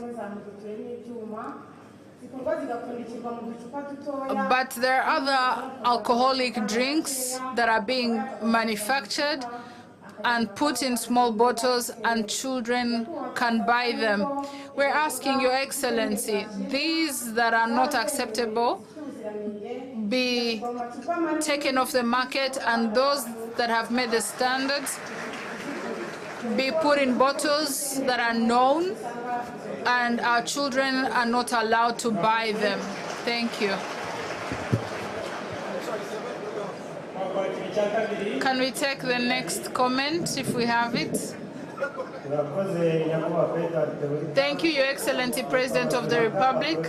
My name's Amazimaka Aphrodis. I'm coming from Gisagara. I am one of the people formerly called Abatwa, but life has changed, and we're all Rwandans like everyone else, because as you see it, you see that we also give ideas and comments in Umushyikirano like this one. I am one of those who were found to be a man of integrity in Gachacha. I know how to use, I've been empowered.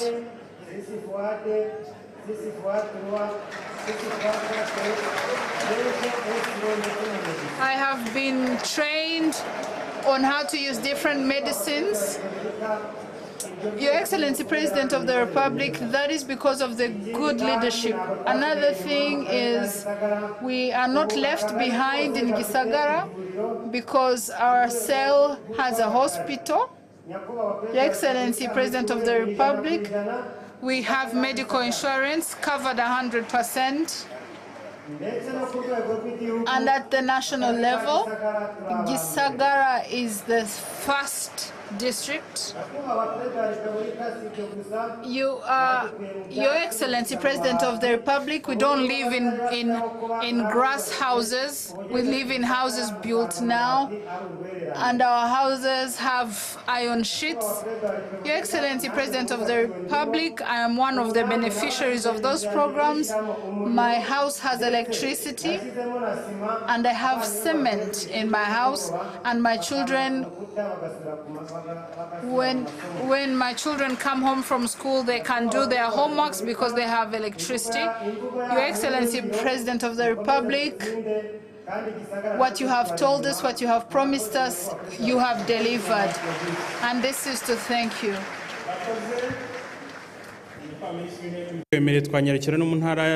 Your Excellency, we'd like to go to Brussels.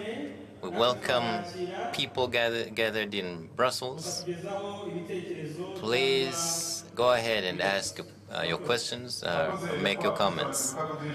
Thank you, Your Excellency, the President of the Republic. We're here in Brussels, Belgium, and we have two people who are going to make a comment or ask a question. This lady in front. Thank you, Your Excellency, the President of the Republic. My name is Claire Kairangwa. I live in Belgium. We have a problem. How do we teach our culture to the children who are born here? Because if we lost our values, there would be consequences, including drug abuse and other bad behavior by our youth. We're trying, but we want your support in having a youth, shaping a youth that is drug-free, and in how help us teach Kinyarwanda, the language, and our culture, because it's the root of good education here in foreign lands. Second question or comment? Thank you, Your Excellency, the President of the Republic. My name is Uimana Benoit. I live in Belgium. Your Excellency, we thank you for the level of unity and reconciliation in the country, but here in Belgium, there's a problem of genocide ideology and a low level of understanding of government programs. So, Your Excellency, we would love for here to be a house, a cultural house, where we teach Rwandan values, where the youth will be taught about Rwandan history. Thank you, Your Excellency, the President of the Republic. Thank you, Right Honorable Prime Minister. We could take a third person in Belgium. Belgium, please. The Prime Minister has allowed you to take a third person, and we thank you for joining us. Thank you for allowing us a third question. So let's take one lady over here so she can ask her question. Thank you, Your Excellency, the President of the Republic. My name is Kamikaze Amélie. I live here in Belgium. I want to thank you for what you've helped Rwandans achieve. Here is my question. Please ask those in charge of compensation for land in Gahanga where the Olympic Stadium will be built. It's a 12-year-old problem. We've raised that issue time and time again. But about a year ago, the Ministry of Sports had promised to compensate us for our land. We signed the documents to get the money, but we're still waiting. And one of the members of AFAMEL Association, we had started a project to develop that in that area, Gahanga. Thank you, Your Excellency. That question will be answered. Your Excellency, the Prime Minister would like to tackle those questions, and the people in the room will address those. Yes, Mr. Prime Minister.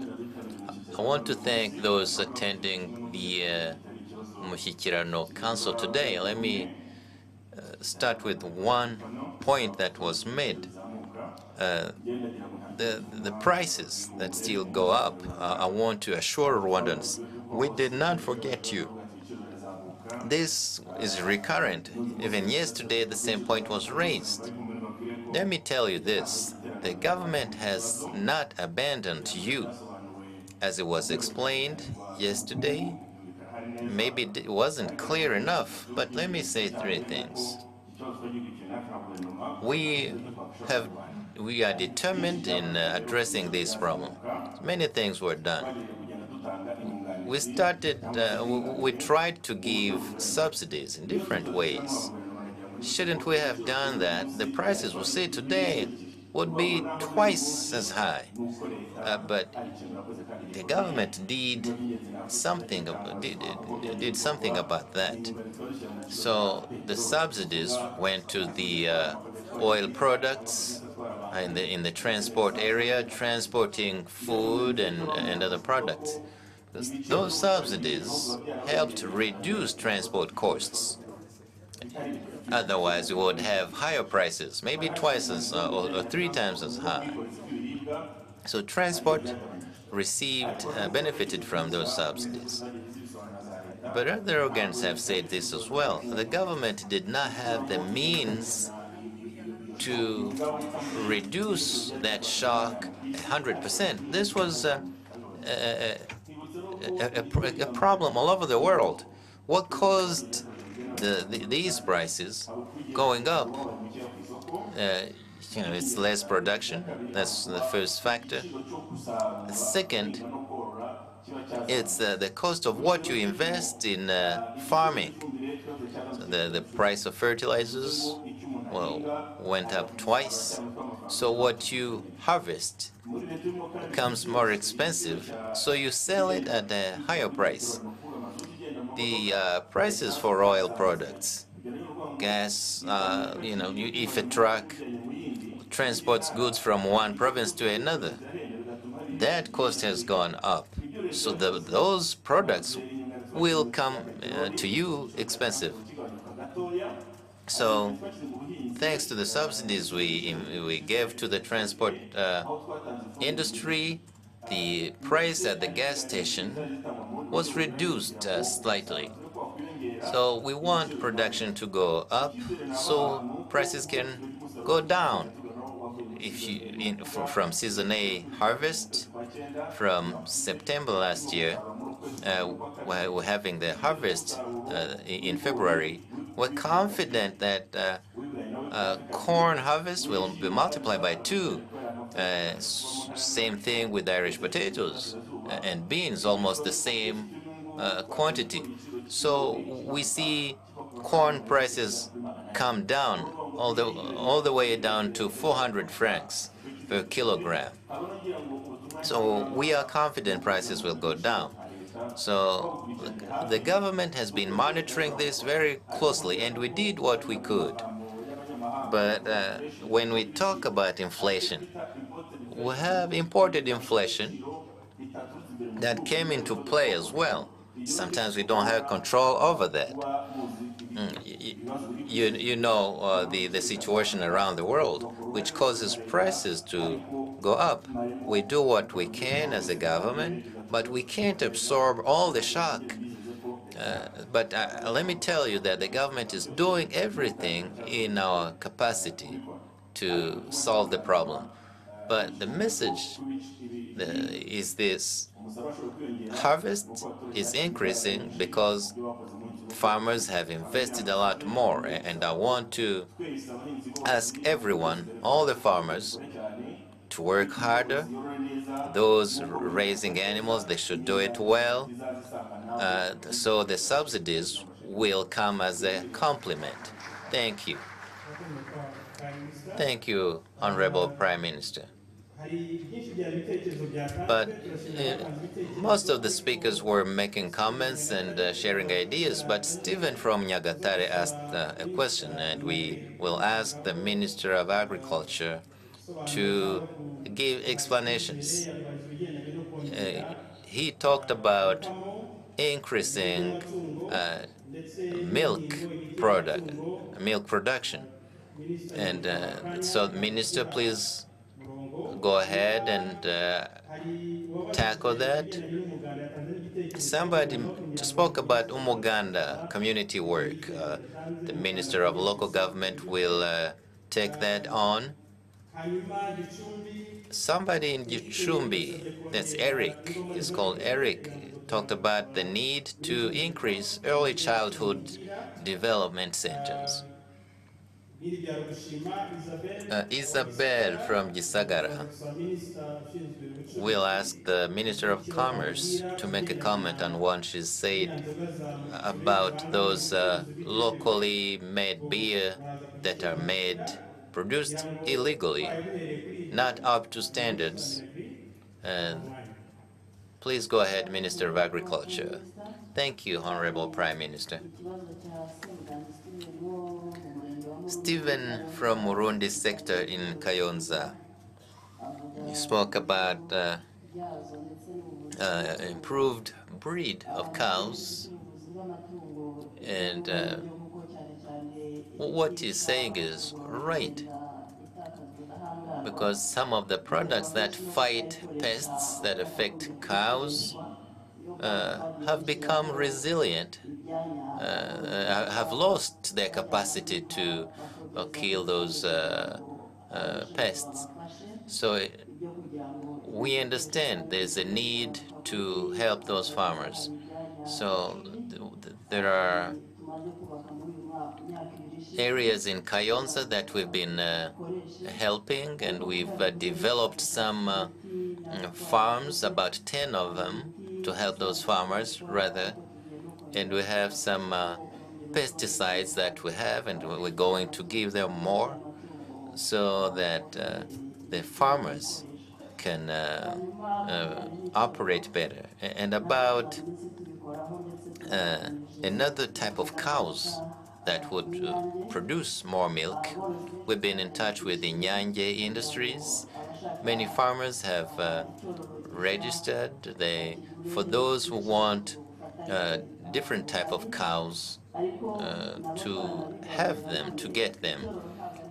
But that is not the first thing. The first thing is to take good care of your cows, because the type of cow accounts for only 20% if you look at the whole chain.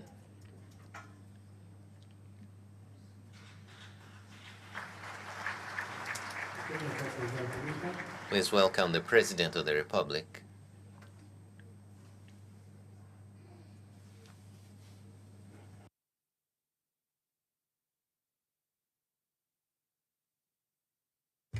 Your Excellency, the President of the Republic, we've just taken a series of questions and comments, and the Minister of Agriculture was addressing a question raised by somebody in Kayonza about milk production and pesticides. Please carry on, Honorable Minister. Thank you, Excellency. It's a question raised by Stephen from Kayonza district. He was talking about pesticides that are no longer appropriate, and I had just addressed that. We've been teaching people on how to use those pesticides, because if you don't use it well, then there's no effect. And over the last 2 years, we've been working with farmers. There are about 10 places where they can have their animals taken care of with those pesticides, with the products that kill the germs that affect them. And I had spoken about the type of the breed type of cows that produce more milk. And like I said, the first thing to do is to take good care of the cows you already have. Feed them well. But for those who need another type of cows, we've been partnering with Inyange Industries and farmers from the eastern province, and I hope he's on the list. If he's not on the list, he could add his name on the list, so that those who are ready can get better cows. What we also do is we help people plant the grass so they can feed their cows. So if anybody wants to invest in products that would help those farmers, they are welcome to do so. We know the prices have been high, but shortly those prices will go down as we work in partnership with the right suppliers. Thank you, Your Excellency, the President of the Republic. We'd like to ask the Minister of Local Government to talk about Umuganda. Somebody raised the question. Thank you, Your Excellency, the President of the Republic.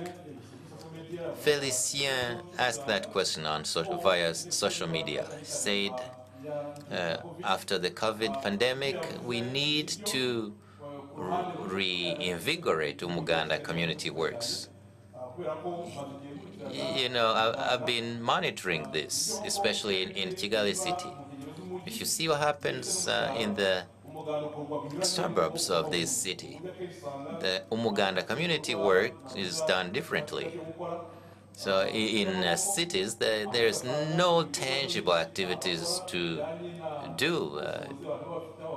But then, because sometimes they say, well, there's erosion in this neighborhood, and but we don't have the means to solve it. But then they adopt measures and they contribute money to get the right expertise to take care of it.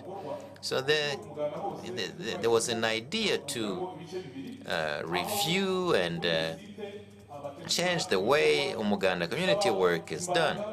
So every site should determine the activities that need to be done, and then there would be part of Umuganda that require expertise, thanks to medical doctors who would have a day where they test different diseases, and or maybe they go on a campaign to prevent some diseases. And experts who could help address specific issues in the framework of Umuganda. So he advised us to be more serious, that Kigali city people should be more serious about Umuganda community works. So we're going to revise that so that Umuganda can be taken seriously, just like it is in rural areas. Your Excellency, Ariette is a teenager in Kayonza who she's shared testimony. She impregnated at a young age, but she wants for those responsible to be prosecuted. So I'd like to ask the Minister of Justice to address this and what we should be doing to protect those teenagers. Thank you.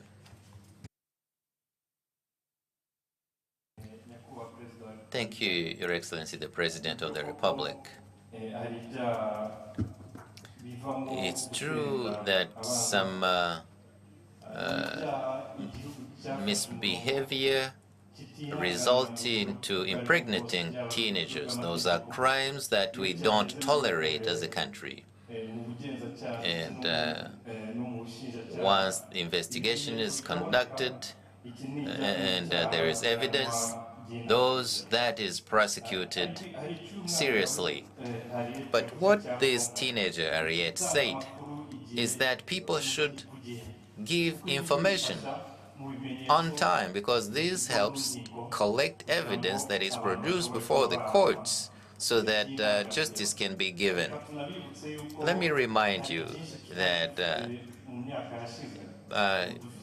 back in the day, we didn't have some of the necessary infrastructure. Today we have a forensic laboratory that can help produce and protect evidence that is used in courts. This is a crime that we don't tolerate. Everybody should give information, and it's within the president's program that he once said that our teenagers, our women should be don't touch. Thank you. I think somebody in Gicumbi said ECDs, early childhood development centers, should be increased. Thank you, Your Excellency, the President. Eric and Wilson mentioned ECDs.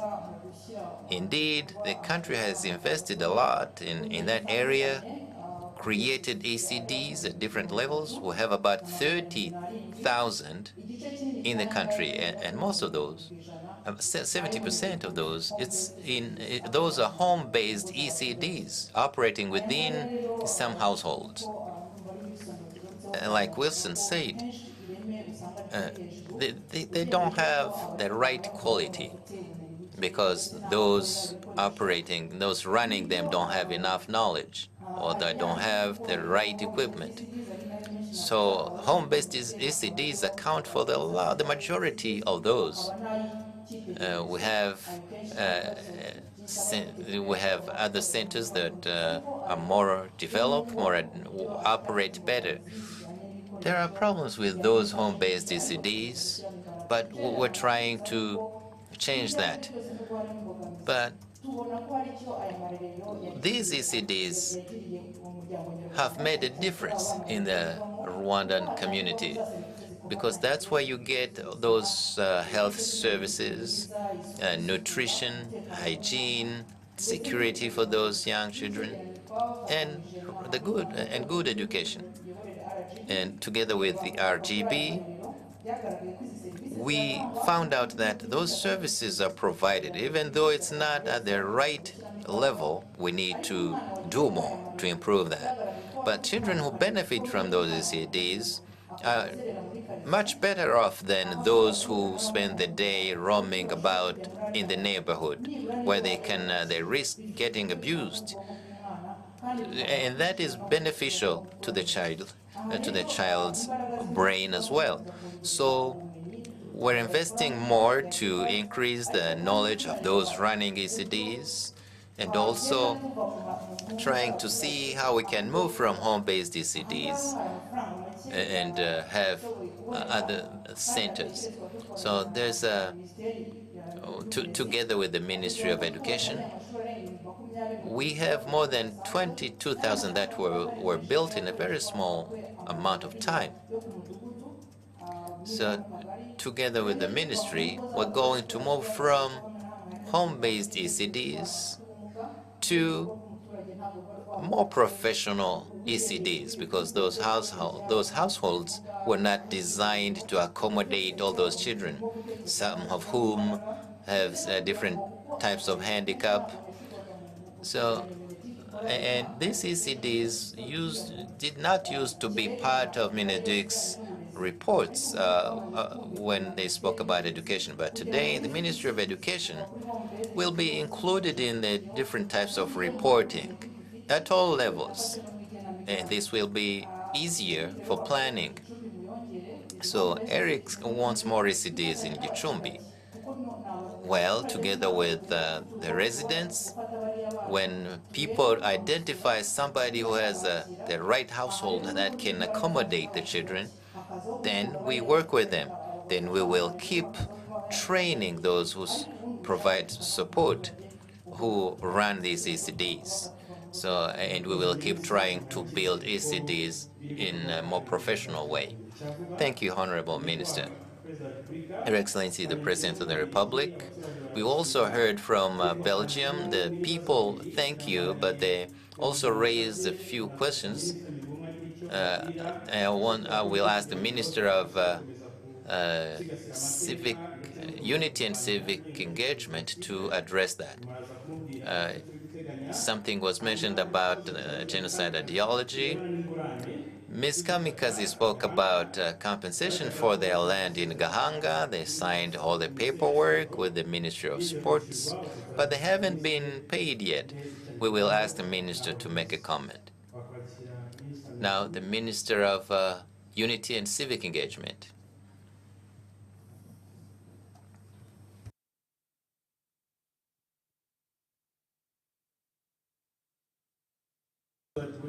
Thank you, Your Excellency, the President of the Republic. About teaching Rwandan culture and the language in the youth in diaspora, we have an Itorero session with women in the diaspora in Belgium. This will be organized in May. So I urge other Rwandan communities to form the same Itorero. We used to do this with the youth, but we came to realize it's important to also target their parents so we can move together. Now, Itorero is one of the mechanisms that help people learn the values and then have a clear vision. So please register and have this Itorero be productive in May. We also have an annual Itorero gathering, what we call Urungano. Once they come home on holidays, they should join this Itorero gathering where they learn all these values. And about genocide ideology abroad, it's not just Belgium, but let me focus on Belgium because they raised the question. Two things. First thing is within the law. We urge all the foreign countries to have a law that prosecutes genocide ideology and denial. So, Belgium has that law, Your Excellency. There are some imperfections in the law, but at least they have that law. So I urge those in Belgium, when they see genocide ideology cases, they should resort to that law so those people can be prosecuted. So we also monitor how genocide ideology is spreading or decreasing in foreign countries. In Belgium, if you look at social media, you'll find some associations spreading this, but it's not really increasing. It's a few individuals, but within the youth, we see many of them participating in government programs and spreading a good message about the country.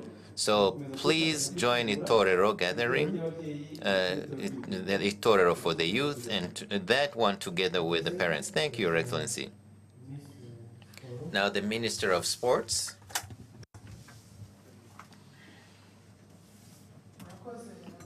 Thank you, Your Excellency, President of the Republic. It is true we gave money to people who have land in Gahanga, where we intend to build infrastructure for sports facilities. People were all paid except 3 people. There is Afamel. Another thing I would like to highlight is that Right Honorable Prime Minister, the Prime Minister gave us guidance on us and asked us to sort this out with the City of Kigali so that those who haven't been paid for these lands be paid. An account number was given where they were to be paid, but because they were not happy with the amount to be paid, they had to first accept the payment being offered as prepared by the City of Kigali. They are preparing for the payment for them to be paid, and that budget has been prepared. Thank you very much, Your Excellency, President of the Republic. As we're heading towards the end of this session, we want to ask for 2 more comments. 2 or 3 more comments in this hall. We're asking that you raise your hands, introduce yourself, and go straight to the point. I'll take questions from my right at the top of the auditorium.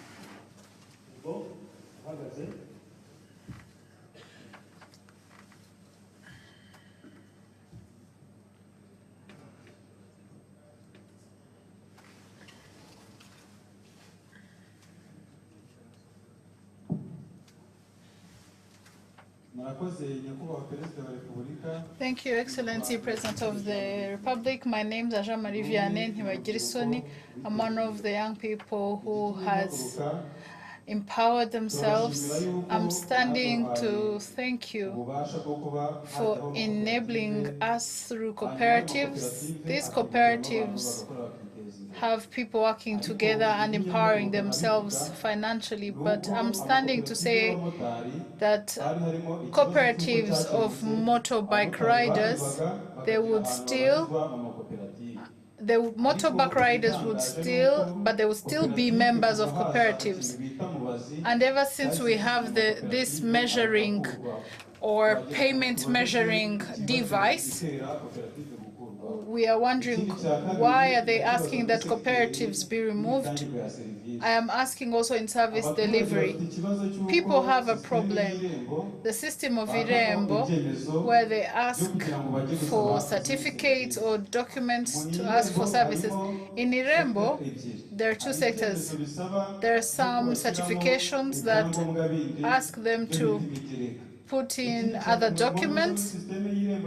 But when you go through the Irembo system, online platform, you find that there are some other services that do not ask documents, but you find some people who, when you are requested to come up with these other extra documents, you find that they will tell them that they can't find their documents.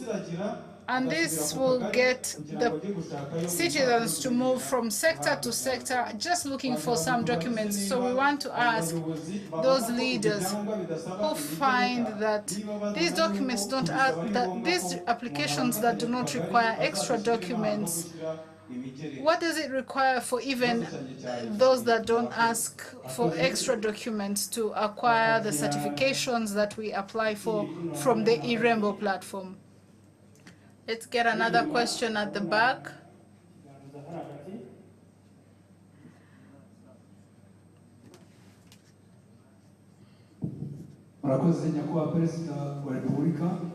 Thank you, Excellency, President of the Republic. I'm from Rubavu.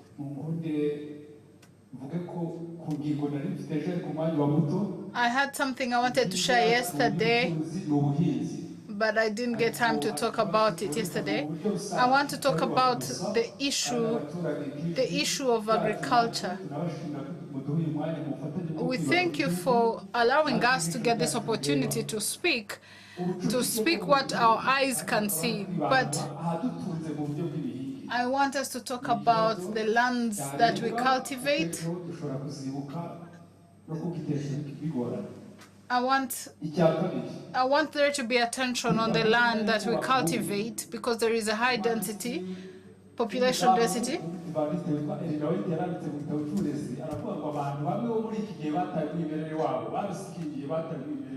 Some people have lost. My second question is the quality of education.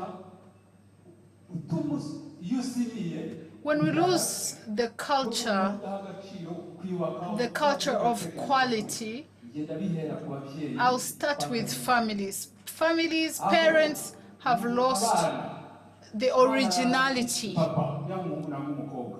Children will come to us. They tell us, I am in love with a boy, I'm in love with a girl. We have already done the calculations for dowry price. We have set the date of the wedding. And please don't change this. That is losing the originality. But where do they get it from? They get it from the culture we have lost. If before they do this, because there is a culture we have lost. Not all, but for some, where you find that a wedding happens, where a parent has accepted the dowry, everything has been done, but the wedding happens when they ask for more dowry. So if this is ongoing, and it seems like we are playing, that we pretend that we are paying dowry during the dowry giving ceremony, yet they've already given dowry. It's a culture of lying. Your Excellency, as I conclude, let me talk about the ideology of genocide. Building the nation starts from this room. We are stars that have branches, different sectors that are here. We have our branches in different countries. Our children represent Rwanda, different places. So I would ask that here, let's be open. Let's tell our children the truth. Let me share an experience. I went to the hospital in 1992.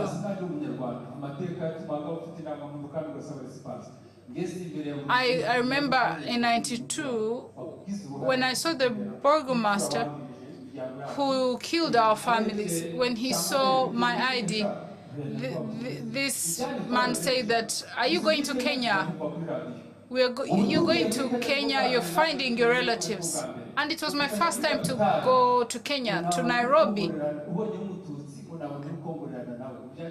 He said that if you saw a Tutsi in Nairobi, we know you'd be talking to them. Let's share the truth in our background, the truth of our past. There is a question that was asked. Coming back to alcohol being given to young people, children being able to buy alcohol when they're young, but ensuring that this stops and only alcohol that meets the standards is what is sold.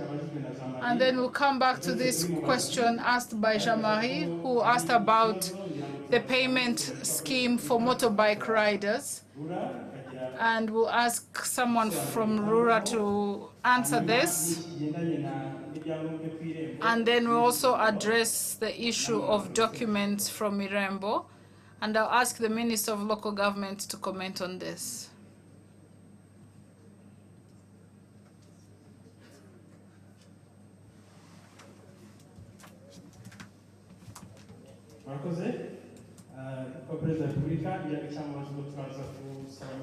We'll ask the Minister of Infrastructure to talk about the issue for motorbike riders.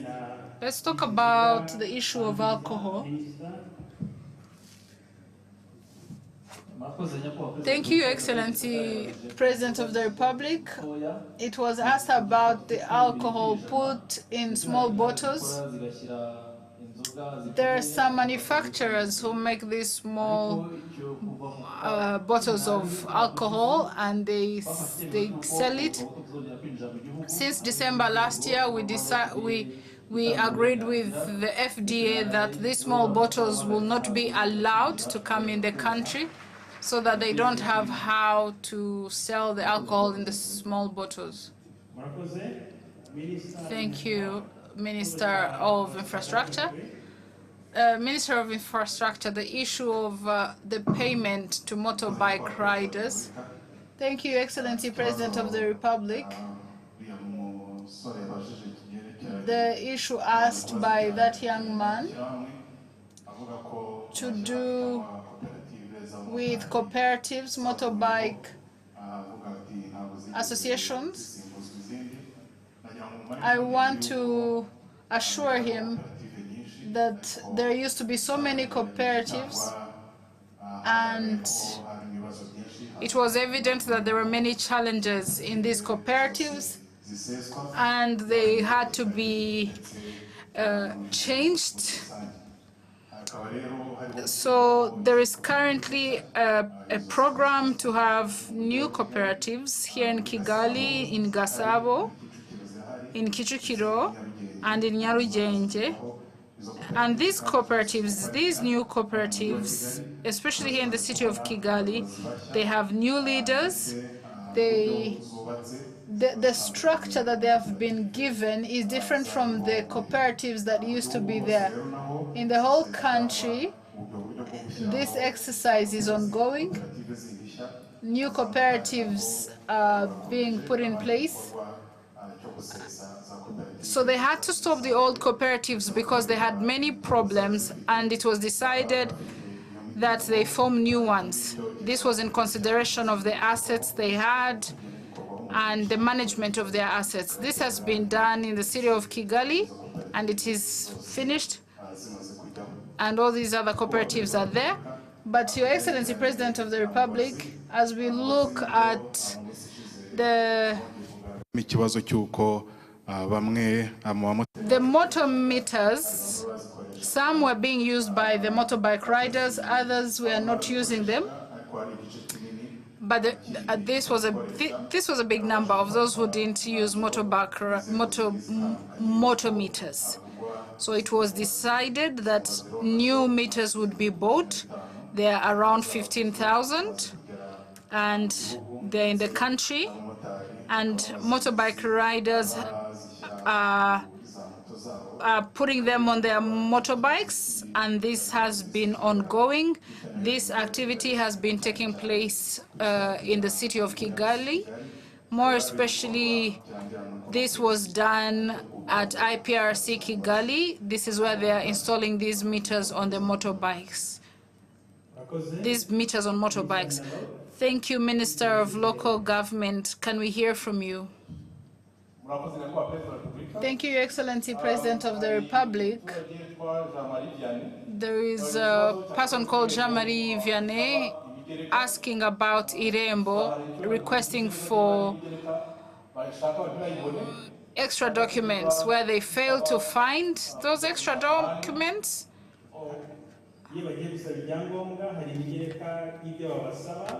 When they're going to ask for documents from Irembo, there are some more requirements they ask them, and these are the ones that are hard to find.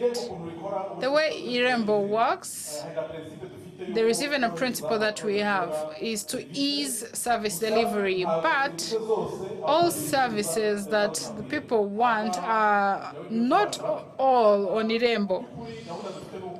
So the plan we have is that by next year, all the services that people require, they'll be able to find them on Irembo, not having to move from office to office. But it's a long journey. With each development in technology, with each innovation, if you remember, there used to be a lot of requirements that will be asked, but today you can upload it on your own.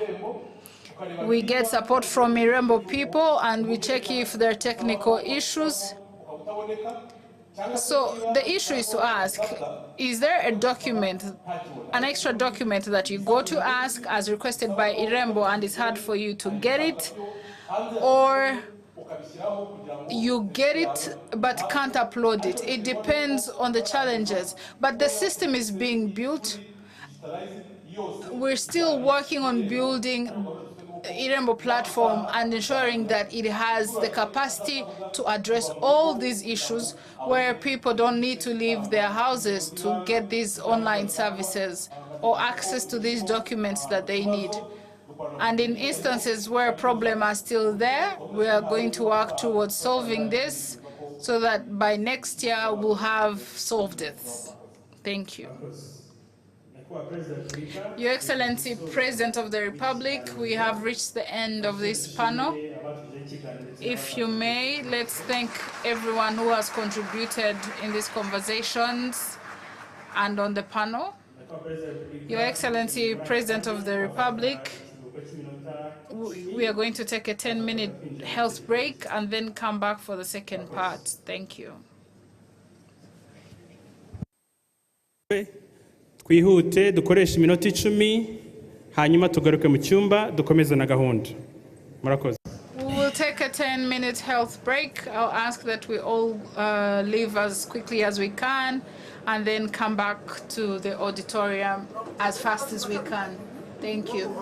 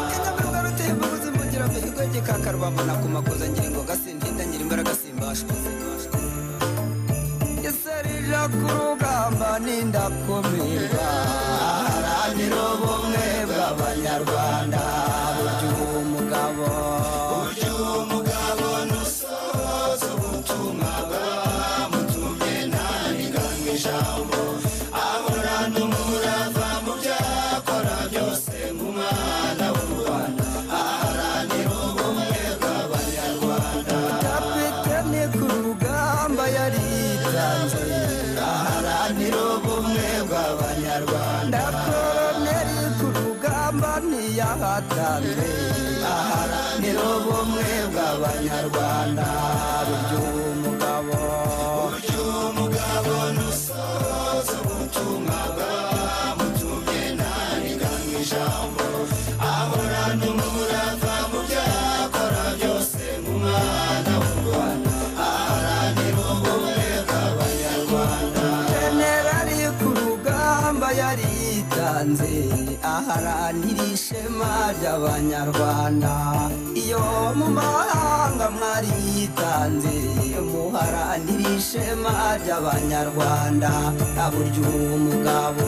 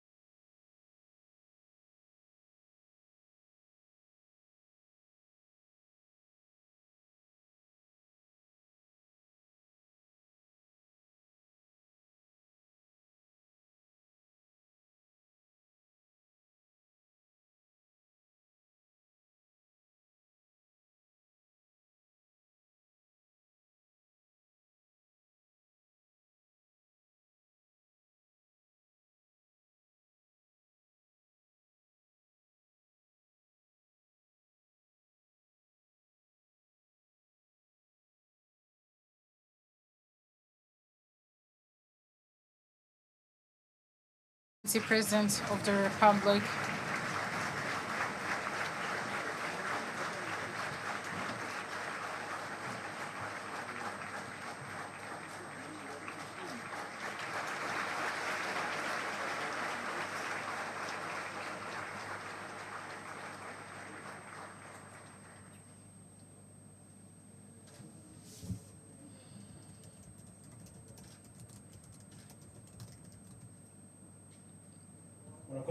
Thank you very much. Your Excellency, President of the Republic, we have reached the second part of our dialogue on this second day. The Right Honorable Prime Minister will present to Rwandans our performance for 2021 and 2022. Then there will be a signing of Imihigo for 2022 to 2023. The leaders of ministries, the leader of Rwanda Governance Board, Rwanda Development Board, Rwanda Minerals and Petroleum, and the mayor of the city of Kigali will sign the Imihigo, and this will be done using the computers that have been prepared for this. We will have time to also award the top 3 districts for 2021 to 2022. Before we welcome the Prime Minister, I would like us to view a video of what we have achieved.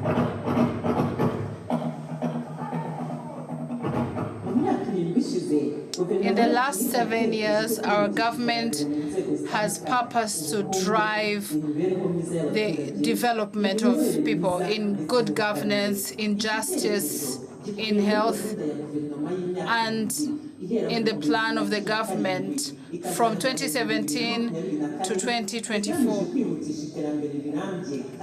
pushing for sustainable development. Some of the things in our economy, we see agriculture and farming, where there is a way of watering plants, and this has increased the harvest of the country. The government has also pushed for the animal rearing and the products that come from farming in this regard. Looking at the well-being of people, one of the things that our government has done in the last 5 years, one of the things are building more infrastructure, enabling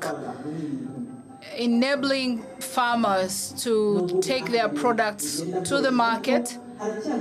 Though there has been an increase, there is still a challenge of high prices of foods in the country. The government is working to solve this problem and trying to find initiatives to fight with this issue of prices. The economy of the country is also evident through the infrastructure built in the country, where all sectors have the infrastructures needed. Looking at the good governance,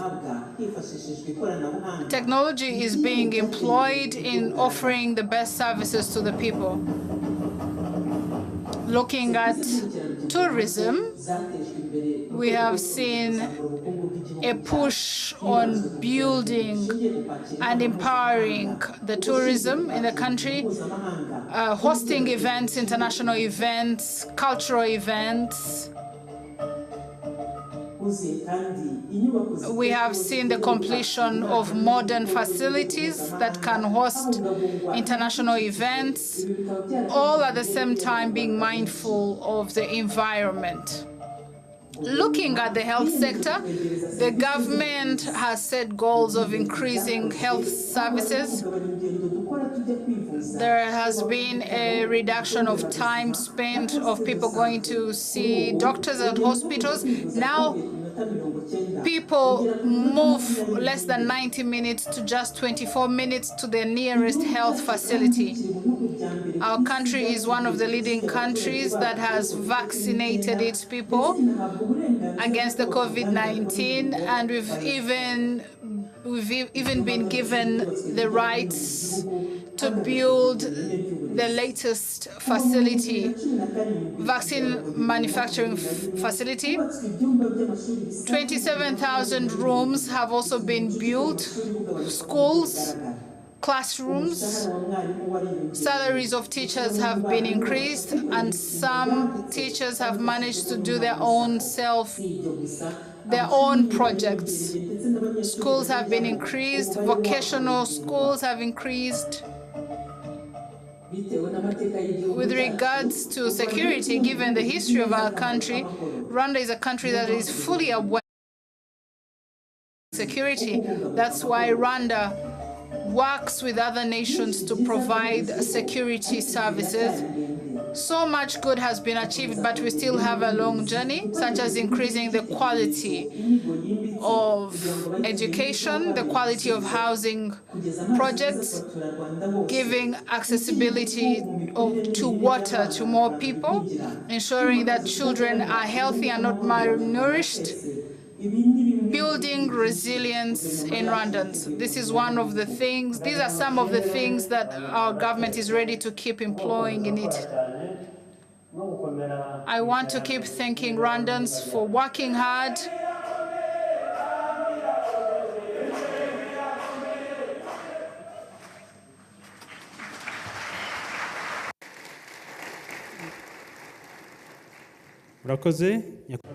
Thank you, Right Honorable Prime Minister. Over to you.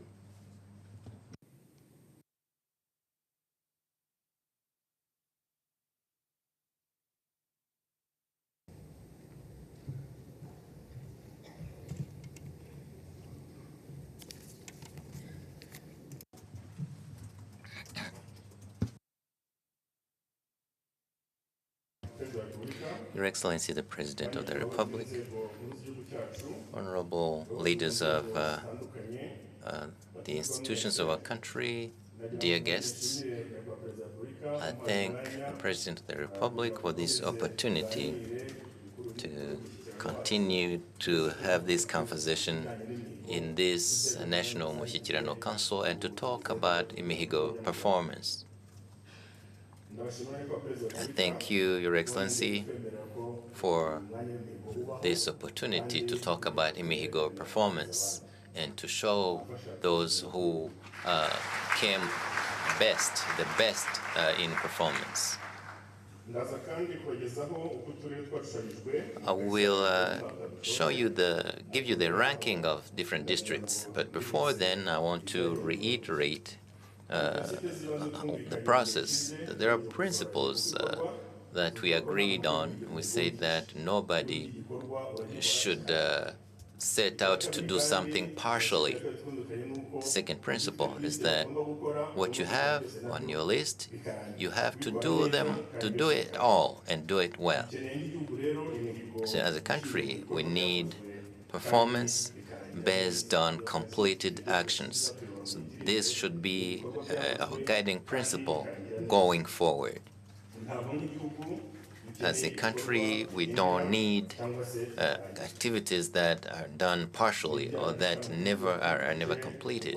And that's what you've reminded us, working hard and doing the right thing, things that will be sustainable. Those are the guiding principles in our Imihigo performance process to ensure that what we've seen in this video will go on and manifold. And this year, we focused on solving human security issues and the implementation of programs, action plans by different institutions and ministries. Your Excellency, without further ado, let me give you the ranking of different districts and provinces. and different institutions came that rank as follow. There will be focused on economic transformation that was amounted to 78% in completion. Transformational governance was completed at 73.6%. And social transformation was completed at 73%.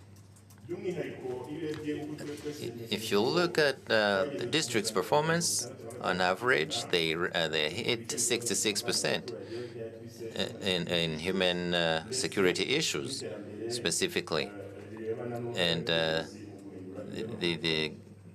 and governance aimed at transforming people's lives as well.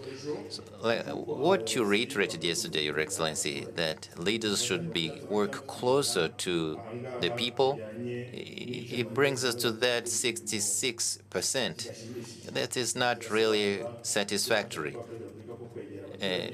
which means we need to do more, getting closer to the people so we can reach at least 80%. If you look at the provinces and Kigali City, if you look at the ranking, the Eastern Province came first with 79 points. 79 points percent. The Southern Province came second with 78%. The Western Province came third with 76. Kigali City with 75 came fourth, and the Northern Province came last with 70% in that competition.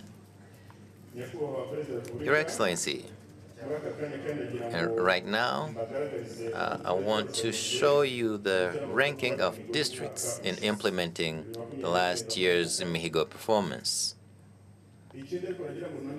Let me add one more thing, Your Excellency.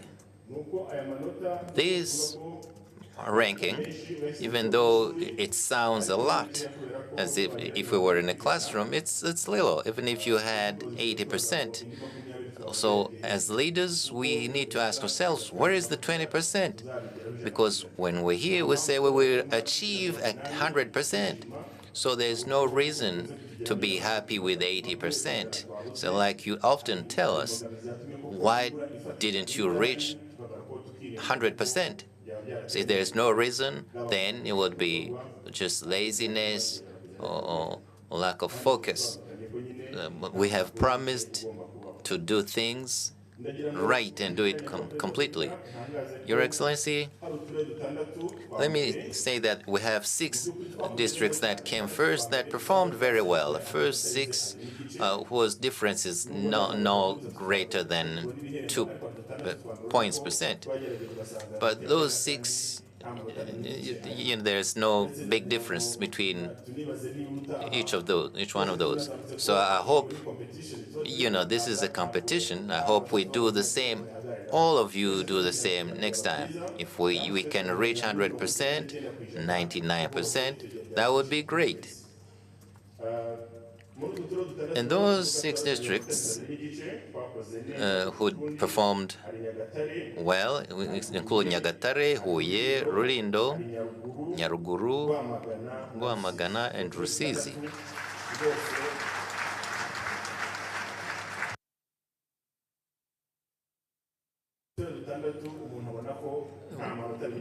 There's no difference between any of those, so it's between 86 and 76%. It's in the same category. And now about the actual ranking. Nyagatare came first with 81%, 0.64. Second, Huye District, 80.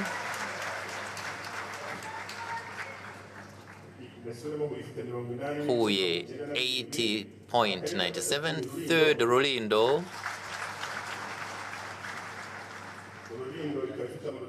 with 79.8.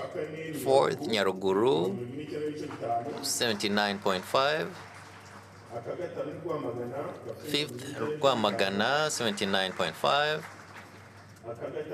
Sixth, Rusizi, 79.2.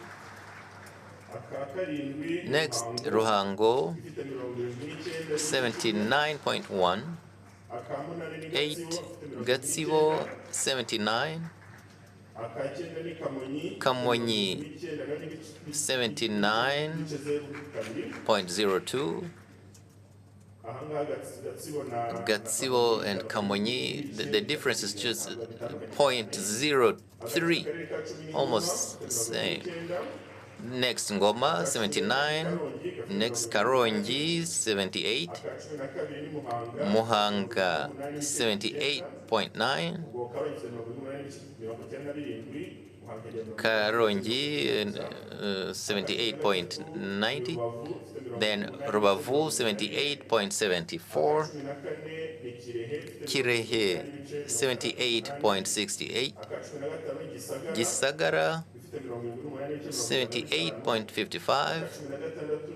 Nyabihu, 78.41. Next, Kayonza, 78.5. Ngororero, 77. Next, Nyanza, 77.66. Next, Bugesera, 77.16. The next districts are below average. They are below average. Those are the last 6, including Nyamasheke, the very way below average. Nyamasheke, 76. Next, Nyamagabe, 71. Gakenke, 70.9. Next, Gicumbi, 70.8. Musanze, 67.65. Rutsiro, 66.27. And last, Burera, 61.7. Your Excellency, the President of the Republic, this ranking shows us that there is no point in celebrating this, but we need to know what happened,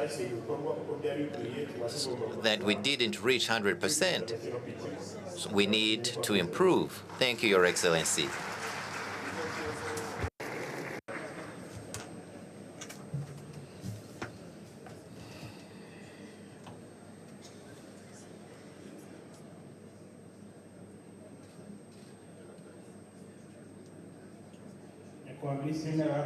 Right Honorable Prime Minister, thank you for presenting to us the status of the Imihigo report 2021 to 2022.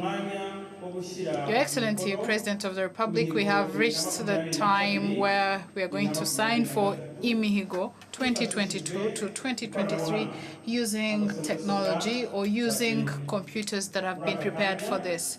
At this point in time, I would like to ask all ministers, the CEO of Rwanda Development Board, the CEO of Rwanda Governance Board, and the CEO of Rwanda Minerals, and the city mayor, City of Kigali mayor, and leaders of provinces. We are going to be signing the Imihigo for 2022 to 2023.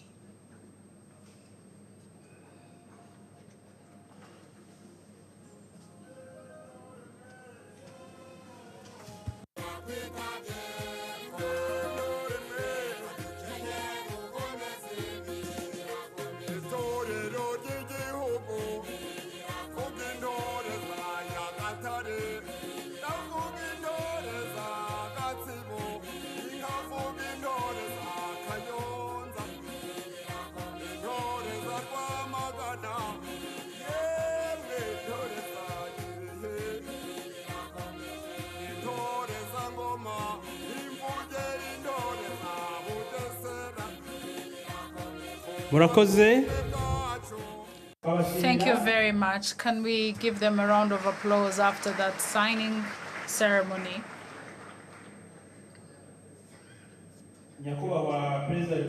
Your Excellency, President of the Republic, at this point in time, we are going to request that you also sign on the Imihigo of 2022 to 2023. Thank you very much. His Excellency has already signed on this Imihigo signed. Thank you, Your Excellency. Your Excellency, President of the Republic, we have reached the time of awarding the leading three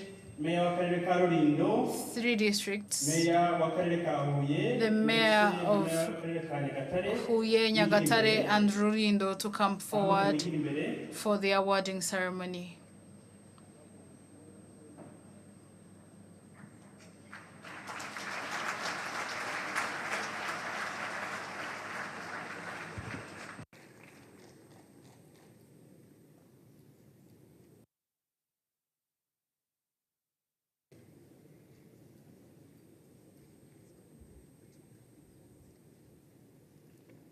Reka nsabe na nyakubahwa Minisitiri w'Ubutegetsi bw'Igihugu nawe abasanga hari imbere. Let me ask the Minister of Local Government to also come forward and join these mayors. Right Honorable Prime Minister to also come forward. We're going to start with the third district, which is the district of Rulindo. And the Right Honorable will give you your award.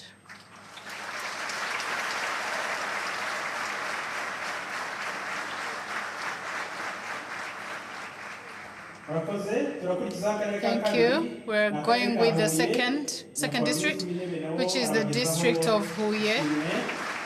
You will also receive your award.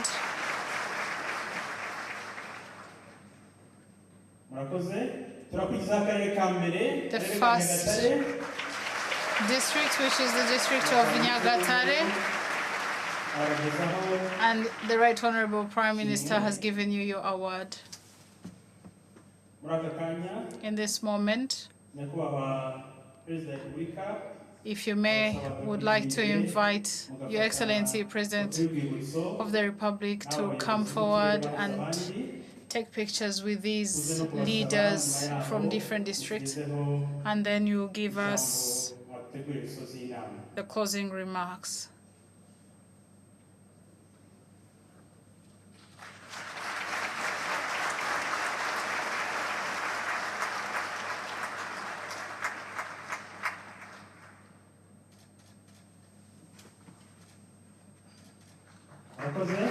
Thank you very much.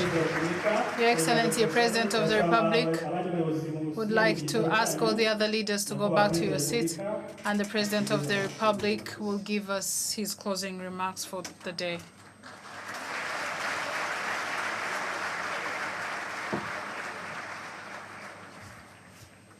Good afternoon, everyone.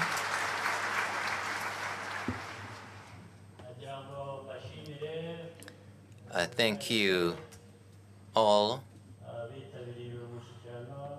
for participating in this National Umushyikirano Council. I also thank those representing their countries here, representing international organizations who have responded to our invitation and who stayed with us during this conversation that started yesterday.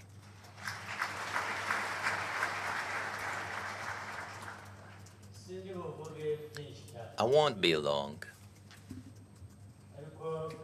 but let me say this. This National Umushyikirano Council, so many things of importance discussed here. And so what's our takeaway? What do we take away from here? And until when? So what do we do?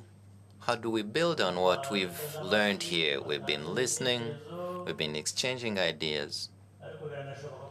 It's also possible that some people might go home and just leave everything behind. I mean, sometimes it's the case. But I think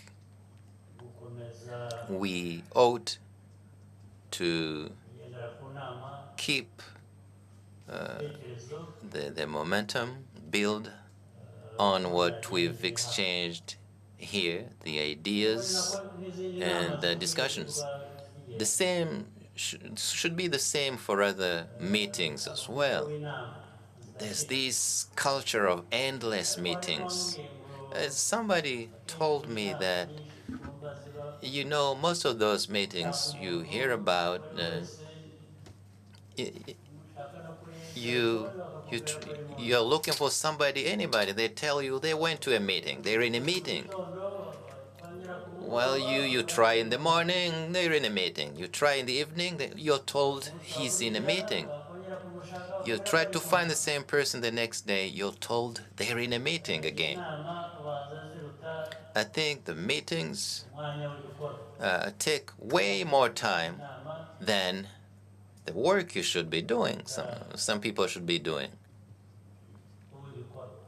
It takes more time, more than what you should be allocating to doing the work. And I think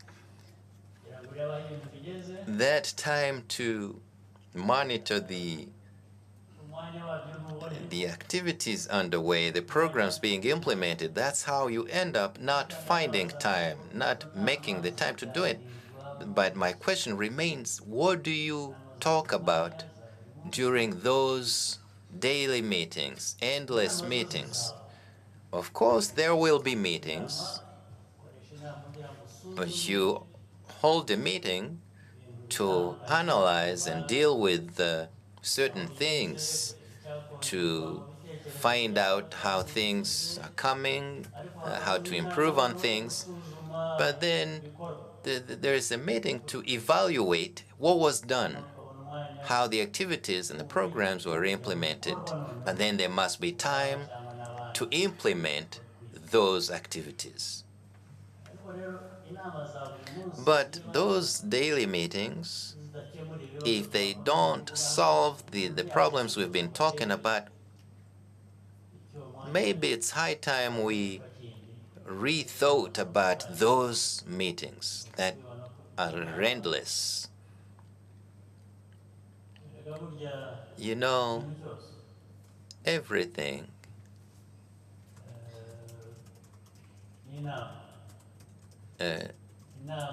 everything takes consultations. Those consultations become important when they produce results. It's not meeting for the sake of holding a meeting. So we've had a meeting since yesterday. So I hope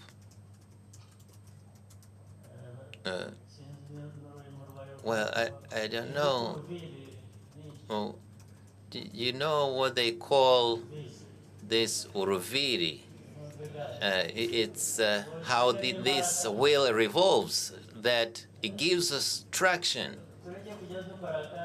So we should stop working like a wheel. You see, those clocks, the old clocks that we used to hang on the wall, then after a few hours, you know, some watches even today, after 24 hours, you had to crank it up. Otherwise, it stopped. So you need to crank it up again. People should not function like that. You don't need cranking up every other hour or 24 hours. You need to operate like automatic watches especially when you are busy working. Of course, that in itself provides that attraction. So that's how we ought to be working. I'm not going to repeat it, as Rwandans and our goals, what we need to achieve, and fast and well. There should be that sense of urgency. We need to be fast, that sense of urgency, because we're coming from far. So we need to move very fast to catch up with others. We can't afford to be slow when those in front ahead of you are moving fast. You will never catch up. And I don't think we would be happy with that.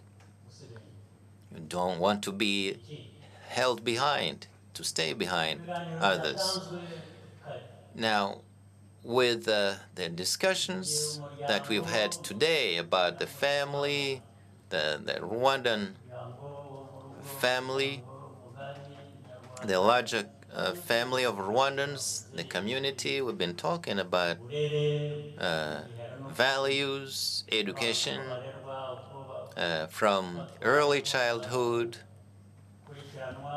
and how you feed them to make sure that that they are healthy, that they don't lose their life at such a young age. We've been saying this, and I know you understand this. But do we need to always repeat this without doing what we know or what we're told or taught to make sure that the life of young children who are the future of this country is protected and nurtured? How could you play with such an important thing? The result would be that stunting we were talking about, then they waste a lot of time, they even lose their life.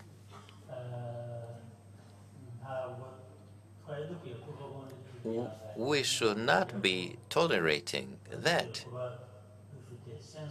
We should have that sense of urgency. We should feel the importance, the gravity of such a situation.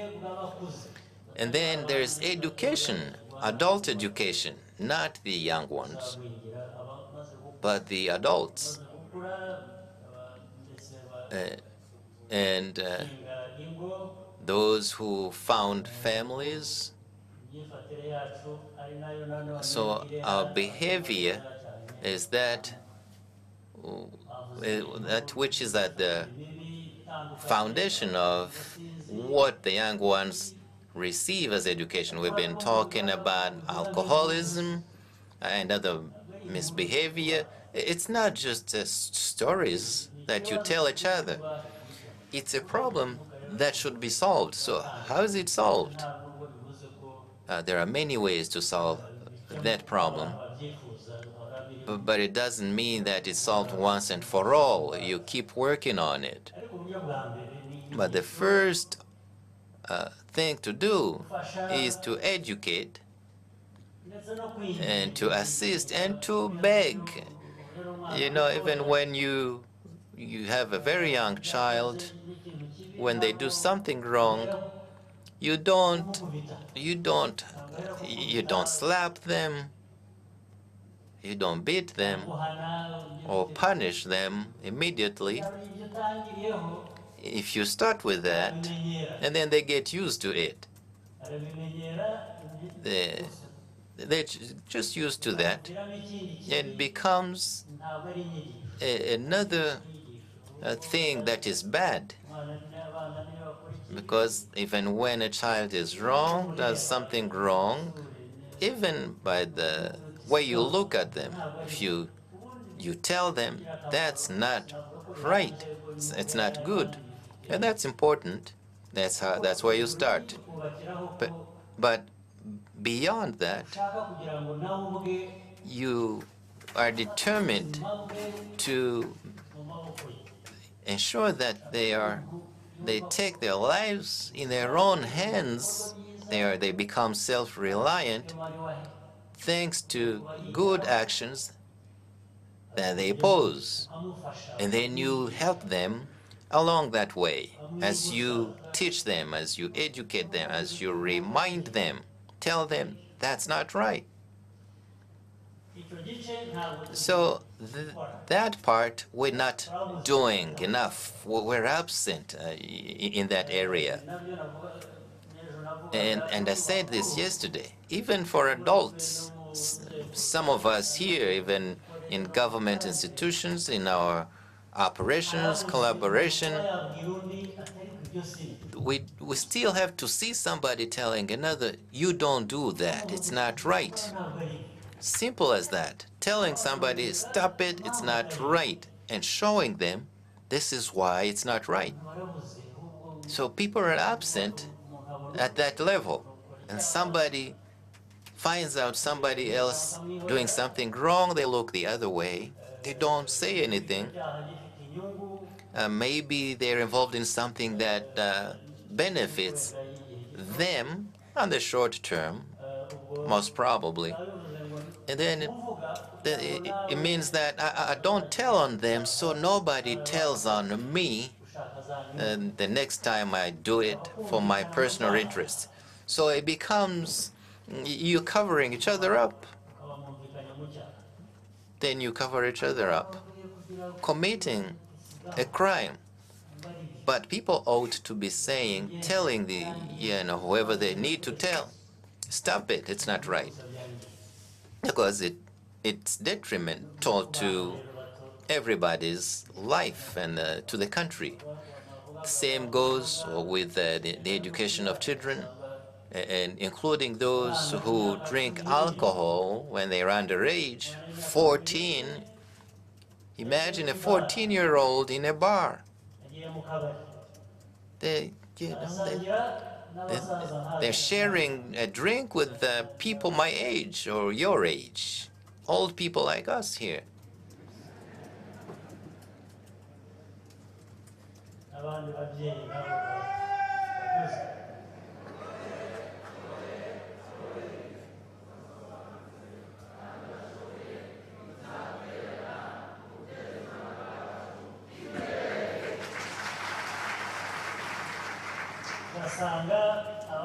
And you see some parents, women, men, old men and old women,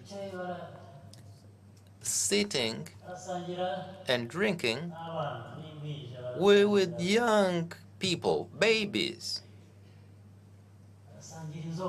drinking alcohol with them.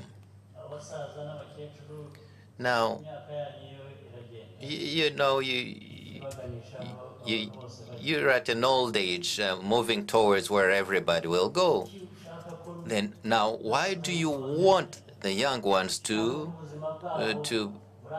precipitate the end of their lives at 14?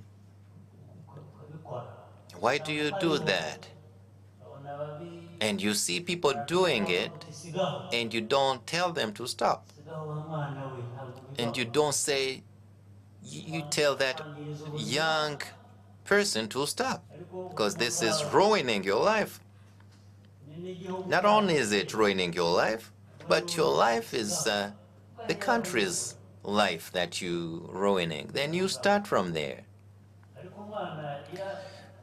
But when when child grows up, seeing their parent encouraging them to drink alcohol, that's how the kid will grow up.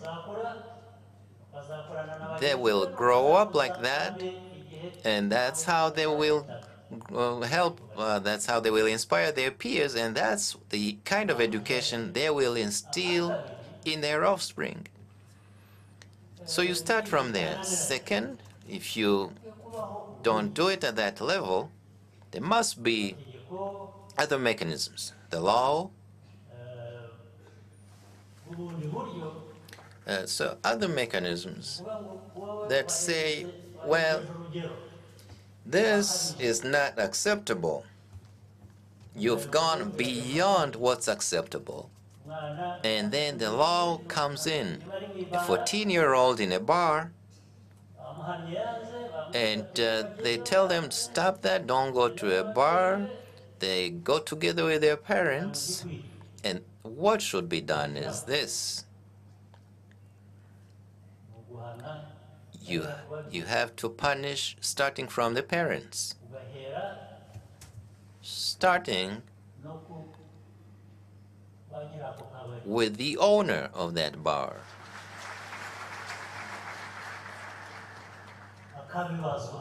They should be held accountable. There must be a way to hold them accountable. How do you let that young kid in and give them alcohol? And even if you say, well, they were with their parents, well, both you and the parents should be held accountable. And then the child would be punished in other ways. It's up to you to, how do you punish 14-year-olds? I don't know. But they too should know that it's, well, I didn't even want to talk about the spanking. Don't get me wrong, but that child deserves to be punished so they understand, well, that wasn't right what I did, so that has to be done. And the leaders, once they notice this, they should say it clearly that it's not right. If it's beyond the parents, it can't be beyond the leaders around the country, or wherever it may be happening. That's what I wanted to say clearly. And I thank the districts that performed well in different activities, that ranked well. But let me show you how some of the things are related. I've been listening as they read out the names. Burera, they came first from the bottom, right? From the back. There must be a reason. In that ranking, you should analyze the reasons for that ranking. So the reason that I suspect, first of those reasons, for Burera specifically, there's a lot of kanyanga, this illegal alcohol that is brewed there. Check it and check for yourselves. Kanyanga, cross-border kanyanga spirit has become a common occurrence. You know kanyanga, what I'm talking about. And the reason why Nyagatare came first is probably because they have reduced that kanyanga. It used to be there.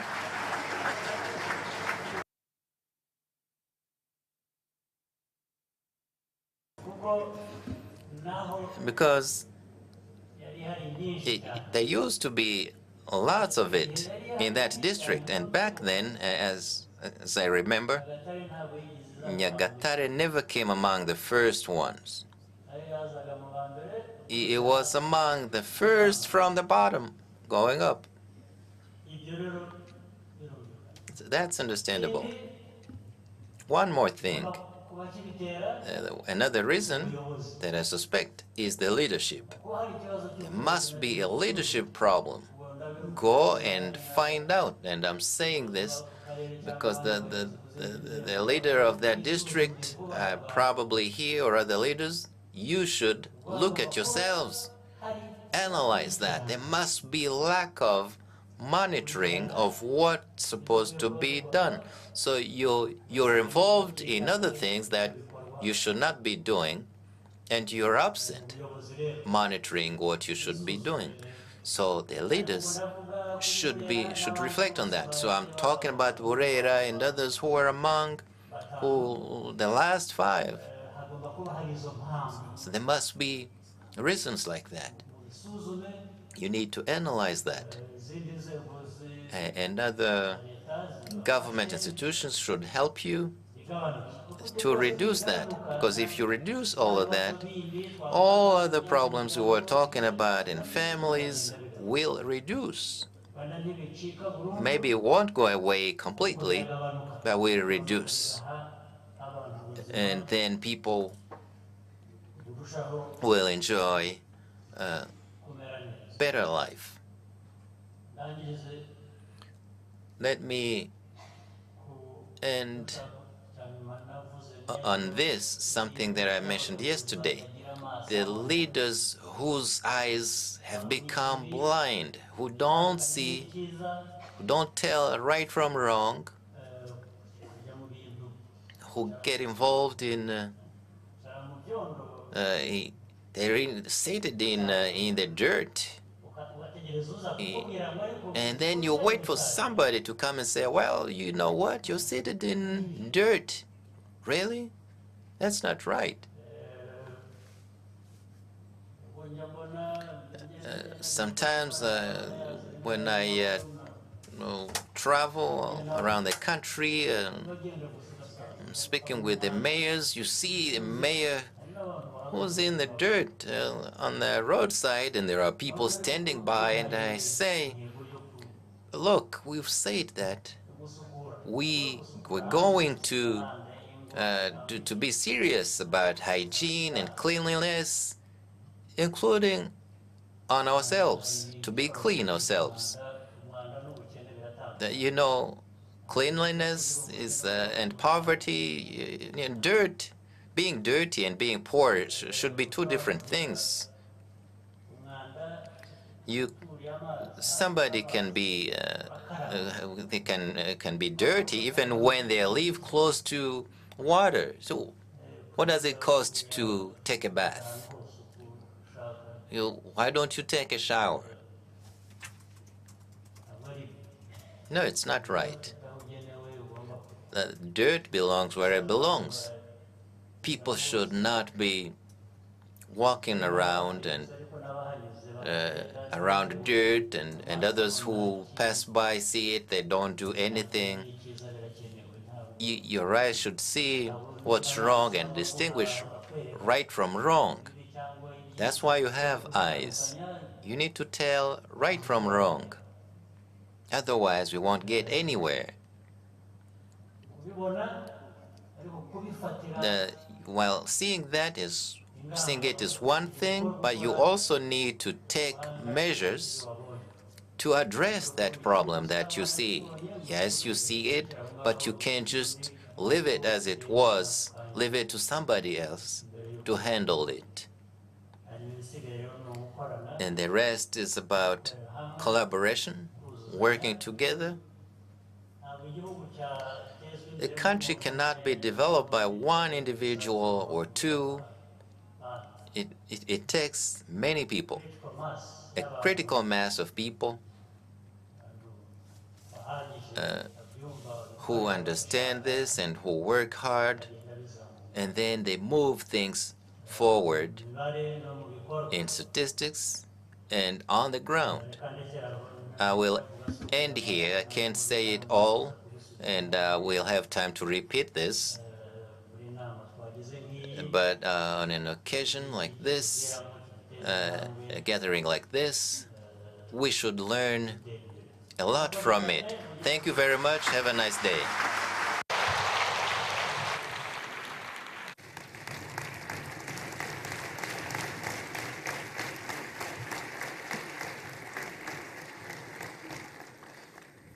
murakoze nyakubahwa perezida wa repubulika. Your Excellency, President of the Republic, thank you for the guidance you've given us, sending us to work hard with a sense of urgency. Your Excellency, President of the Republic, if you may, as the minutes of this meeting are still being taken and worked out, we're asking that the minutes of this meeting will be shared with the members, with the people who participated in this meeting, but even Rwandans at large. We have reached the conclusion of this Umushyikirano. Would like to thank all of you who participated. Have a very good day. Thank you.